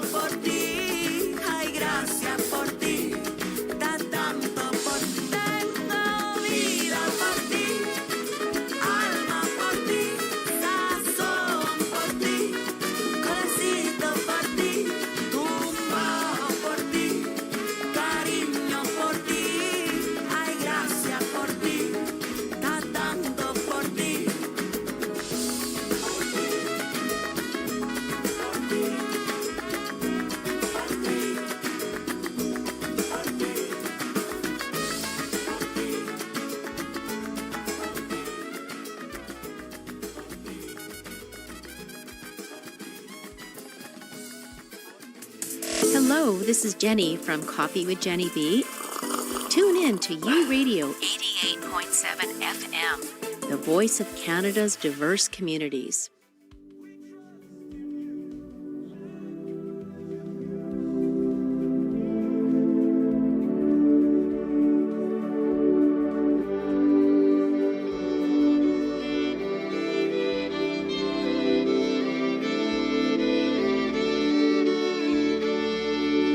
Ходить плава по улице, вино, ходить плава по улице, вино.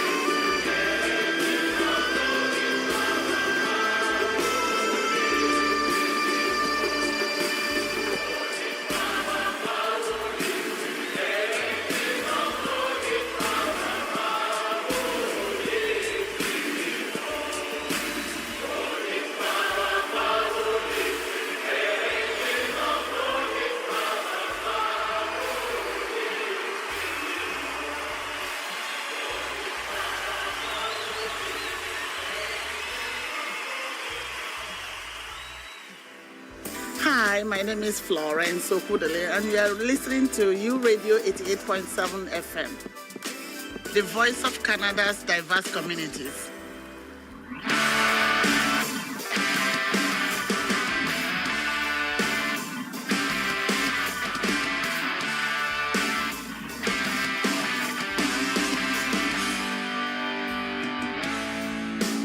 Every morning I wake, I give my head a good shake and carry on my sleeping.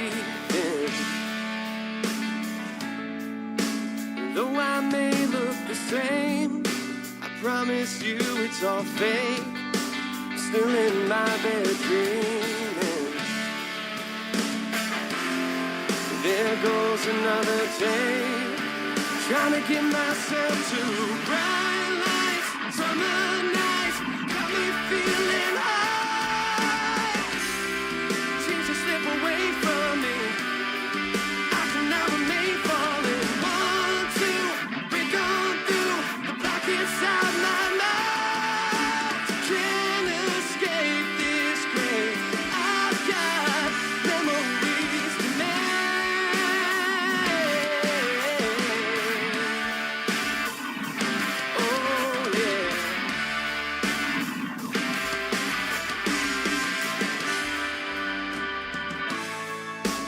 Oh, I'm living the dream. That's the phrase I repeat to get me through the evening. Though I try to relate to these money-hungry ways, I still can't shake this feeling.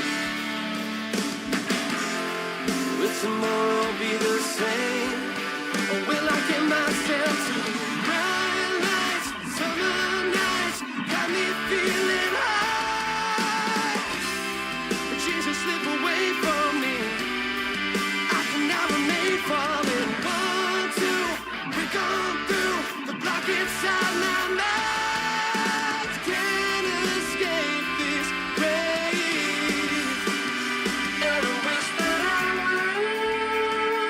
was with my baby, playing guitar in the forest while the dark just drives me crazy. But lately I can't breathe without a deadline on my deadline. Bright lights, summer nights, got me feeling high. Jesus, slip away from me, I can now remain falling. 1, 2, break on through the block inside my mind. Can't escape this grave, I've got memories to make. Got me feeling high. Jesus, slip away from me, I can now remain falling.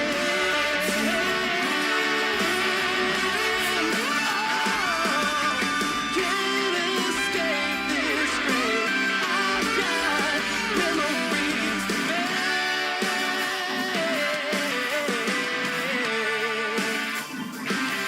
Whoa, yeah.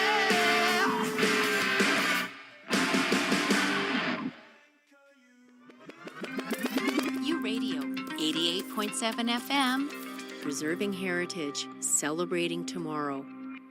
Watch the bright stars, see the moon. Watch the bright stars make you move. Watch the bright stars, see the moon. Watch the bright stars make you move.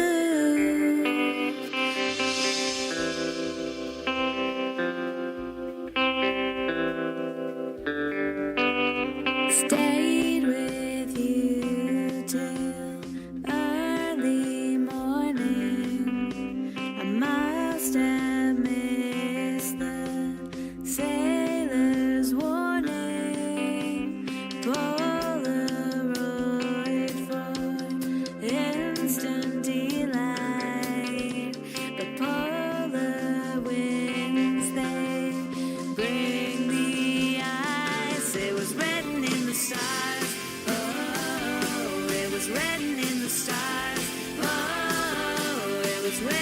the stars, though we have far to go.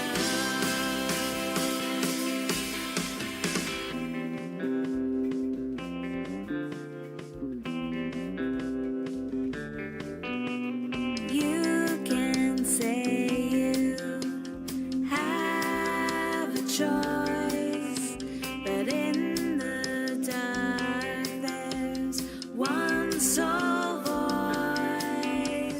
You can reason, you can rhyme, but Polaris writes the paradigm. It was written in the stars. Oh, it was written in the stars. Oh, it was written in the stars, though we have far to go.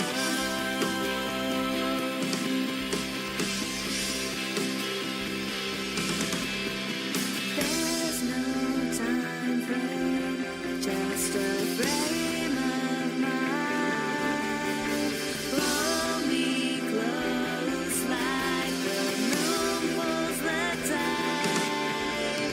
Try and try and try and then watch the bright stars rise again. It was written in the stars. Oh, it was written in the stars. Oh, it was written in the stars, though we have far to go. It was written in the stars. Oh, it was written in the stars. Oh, it was written in the stars, though we have far to go.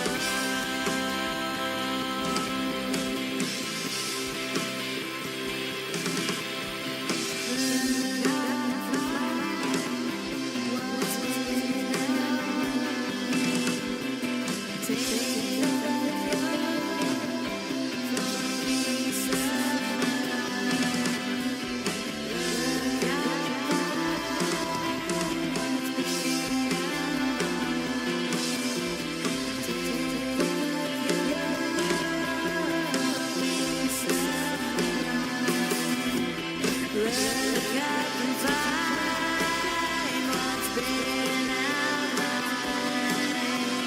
Take the cure for peace of mind.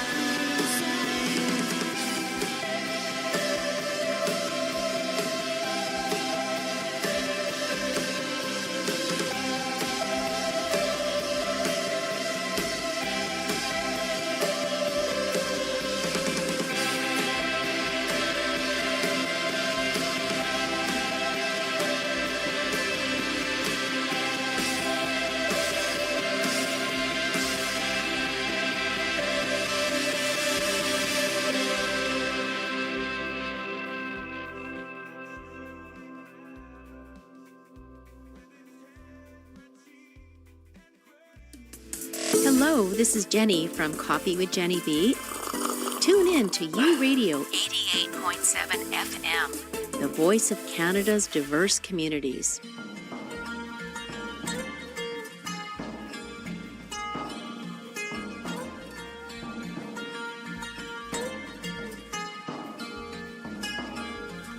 Hurt so much.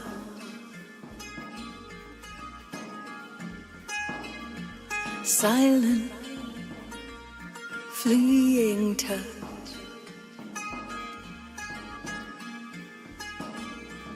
Plucked out, limbs grow cold.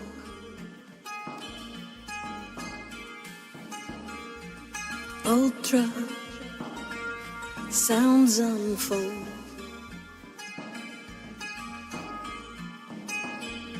Scream, no one can hear. Distress, tried to care. Dismiss, you're not there. Huddle, here's a tune. reaching up too soon. Now you know, you feel, and you know. You're rooted and you're strong. You simply grow yet wrong. Breathing in branches long. You'll save a song. Without you we fall. Even when you cry, overlook you don't hide. The saving grace inside. You'll save a song. Without you we fall. We can't forget this. All the things you do. Temper climb and you throw us all some shade. How we foolish and how afraid. Your very life is how we will sustain. We can't forget this. All the things you do. Temper climb and you throw us all some shade. How we foolish and how afraid. Your very life is how we will sustain. And how we will remain is how we will sustain. And how we will remain. Hurt so much.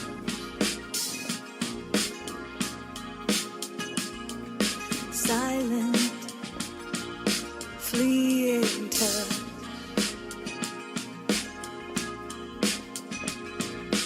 Plucked out, limbs grow cold.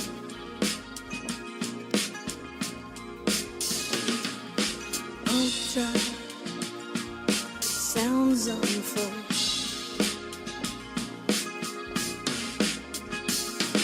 Scream, no one can hear.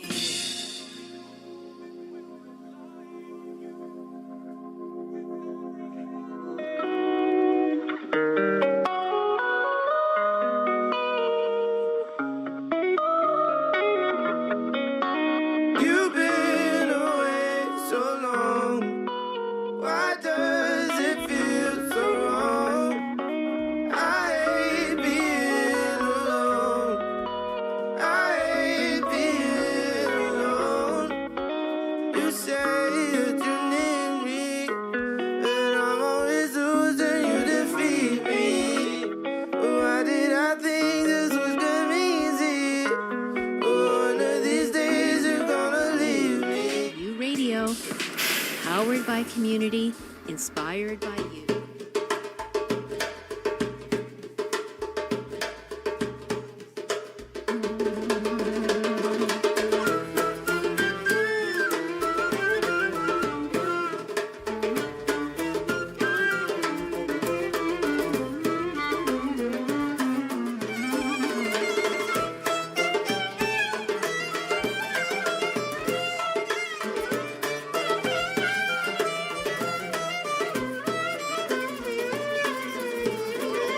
أنا وأنت أنا وأنت والحب كفاية علينا. أنا وأنت أنا وأنت والدنيا ملك إيدينا. أنا وأنت أنا وأنت أنا وأنت.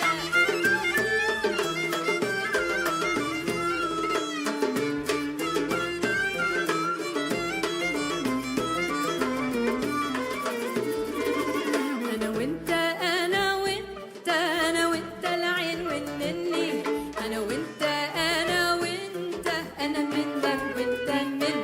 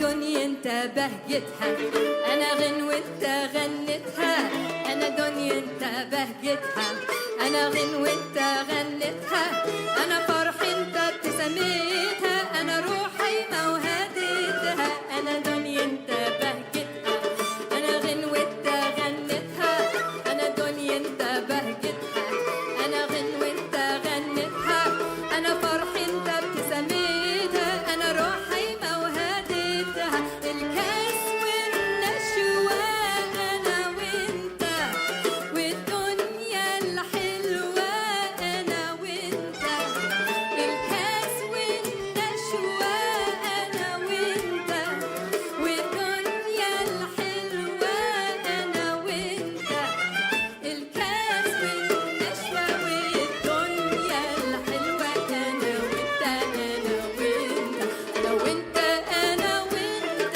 بالحب كفاية علينا انا وانت والدنيا ملك ايدينا انا وانت انا وانت بالحب كفاية علينا انا وانت والدنيا ملك ايدينا انا وانت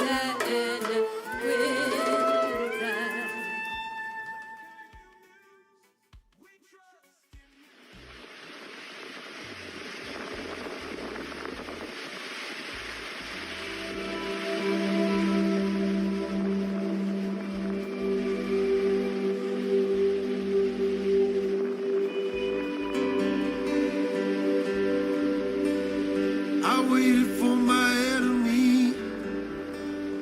I waited as a wheel.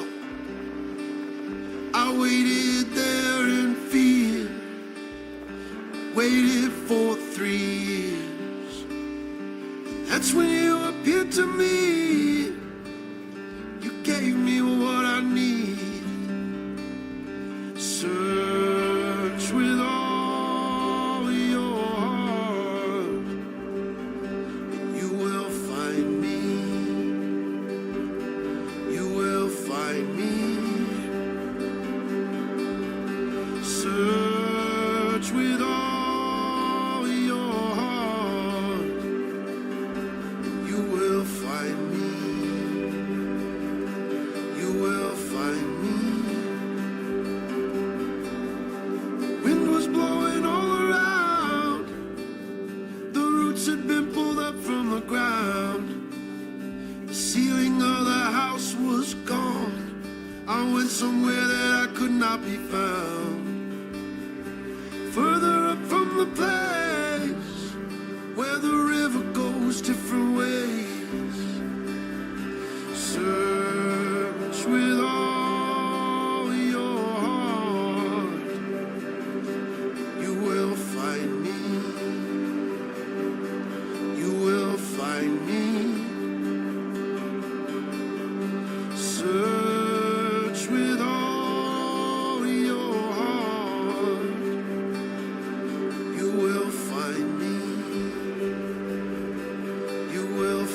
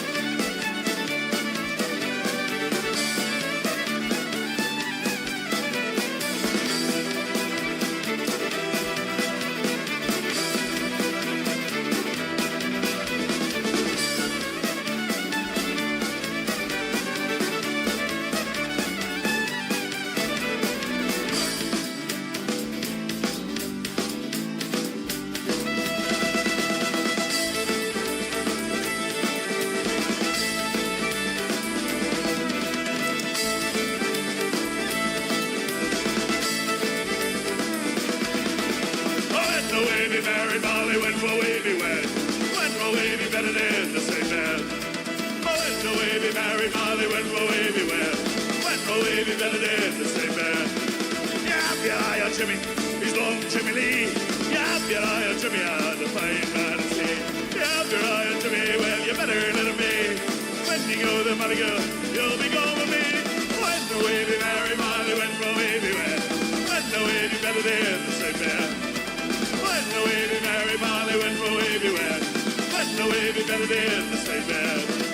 Yap your eye on Johnny, long Johnny G. Yap your eye on Johnny, well a fine man is he. Yap your eye on Johnny, you better let him be. Oh, when you go there, Molly girl, you'll be going with me. We'll say, when the wavy Mary Molly, when we're wavy wet. When the wavy better than the same bed. When the wavy Mary Molly, when we're wavy wet. When the wavy better than the same bed.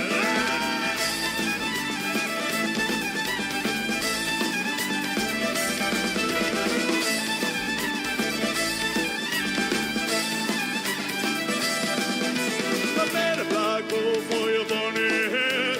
Oh, when the wavy Mary Molly, when we're wavy wet. I made a black bow for your bonny head. When the wavy Mary Molly, when we're wavy wet. When we're wavy better than the same bed. Oh, when the wavy Mary Molly, when we're wavy wet. When the wavy better than the same bed.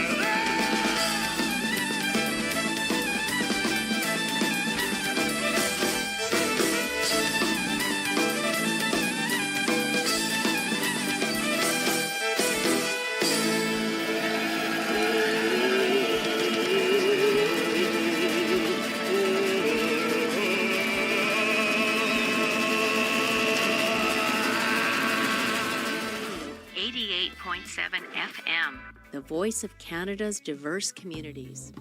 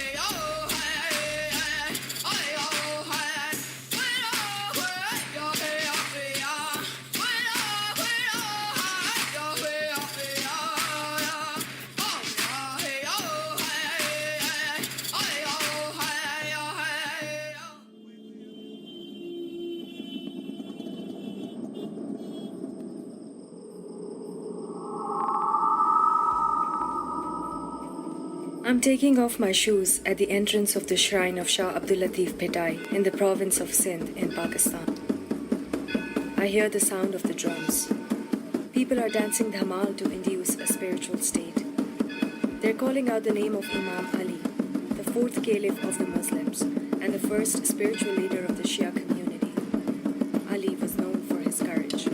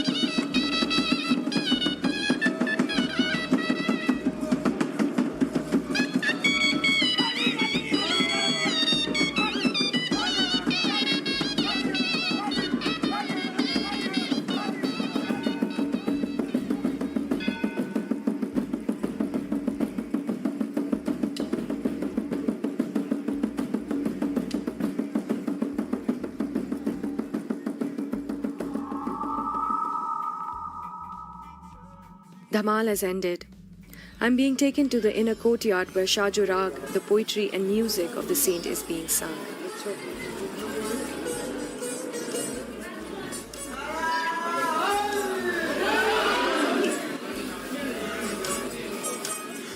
I'm a special guest and sitting in front of the musicians.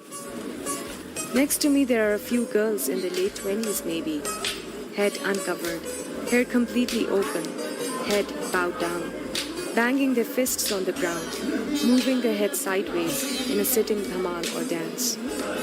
A woman tells me these girls are possessed. One girl strikes her glass bangles on the floor and it breaks into pieces, but she keeps stamping her wrists until it bleeds.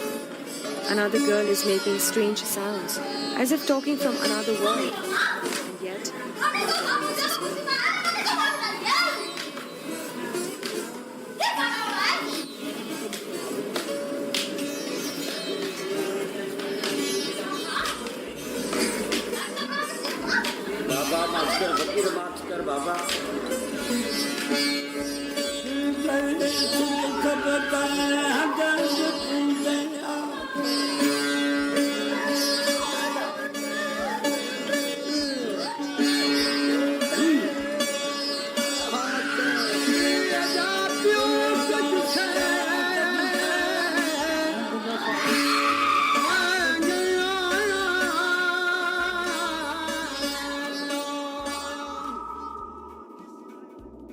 spirits. Had not thought about them in a long time. Until the other day I was standing under a tall oak tree, recording some sounds, when a dog started barking at me from behind. I withdrew. It may sound funny, but I actually wondered if the dog felt there was an evil spirit in the tree and was trying to warn me. When I was young, my aunt would say there are spirits living in the trees and they get disturbed if you go near it. And if they're upset, they will possess you, she would warn us. In Bollywood horror films that I grew up watching, dogs could sense evil spirits right away. Maybe it is the sound of the wind or people's deep belief in the spirits here that bring back forgotten ways of thinking.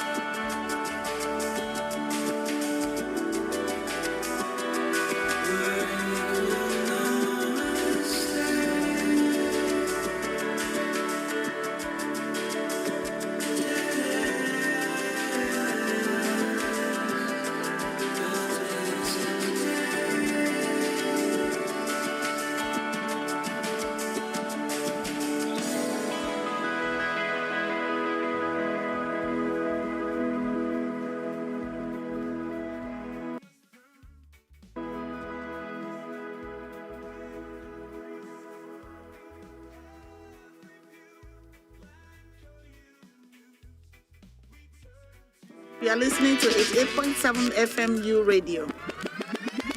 Powered by community. Inspired by you.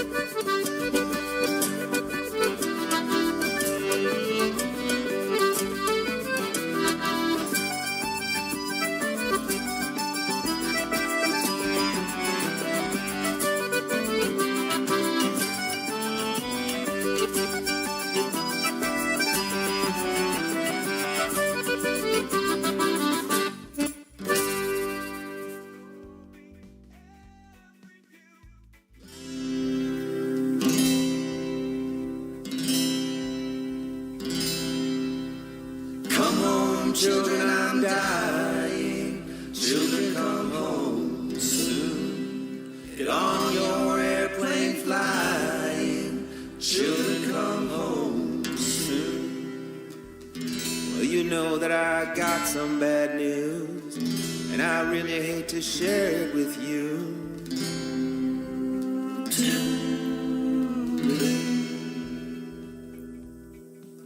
Come home, children, I'm calling. Children, please come home. I don't have much left on me. Children, please come home. For so long everything was okay, then suddenly everything changed for me.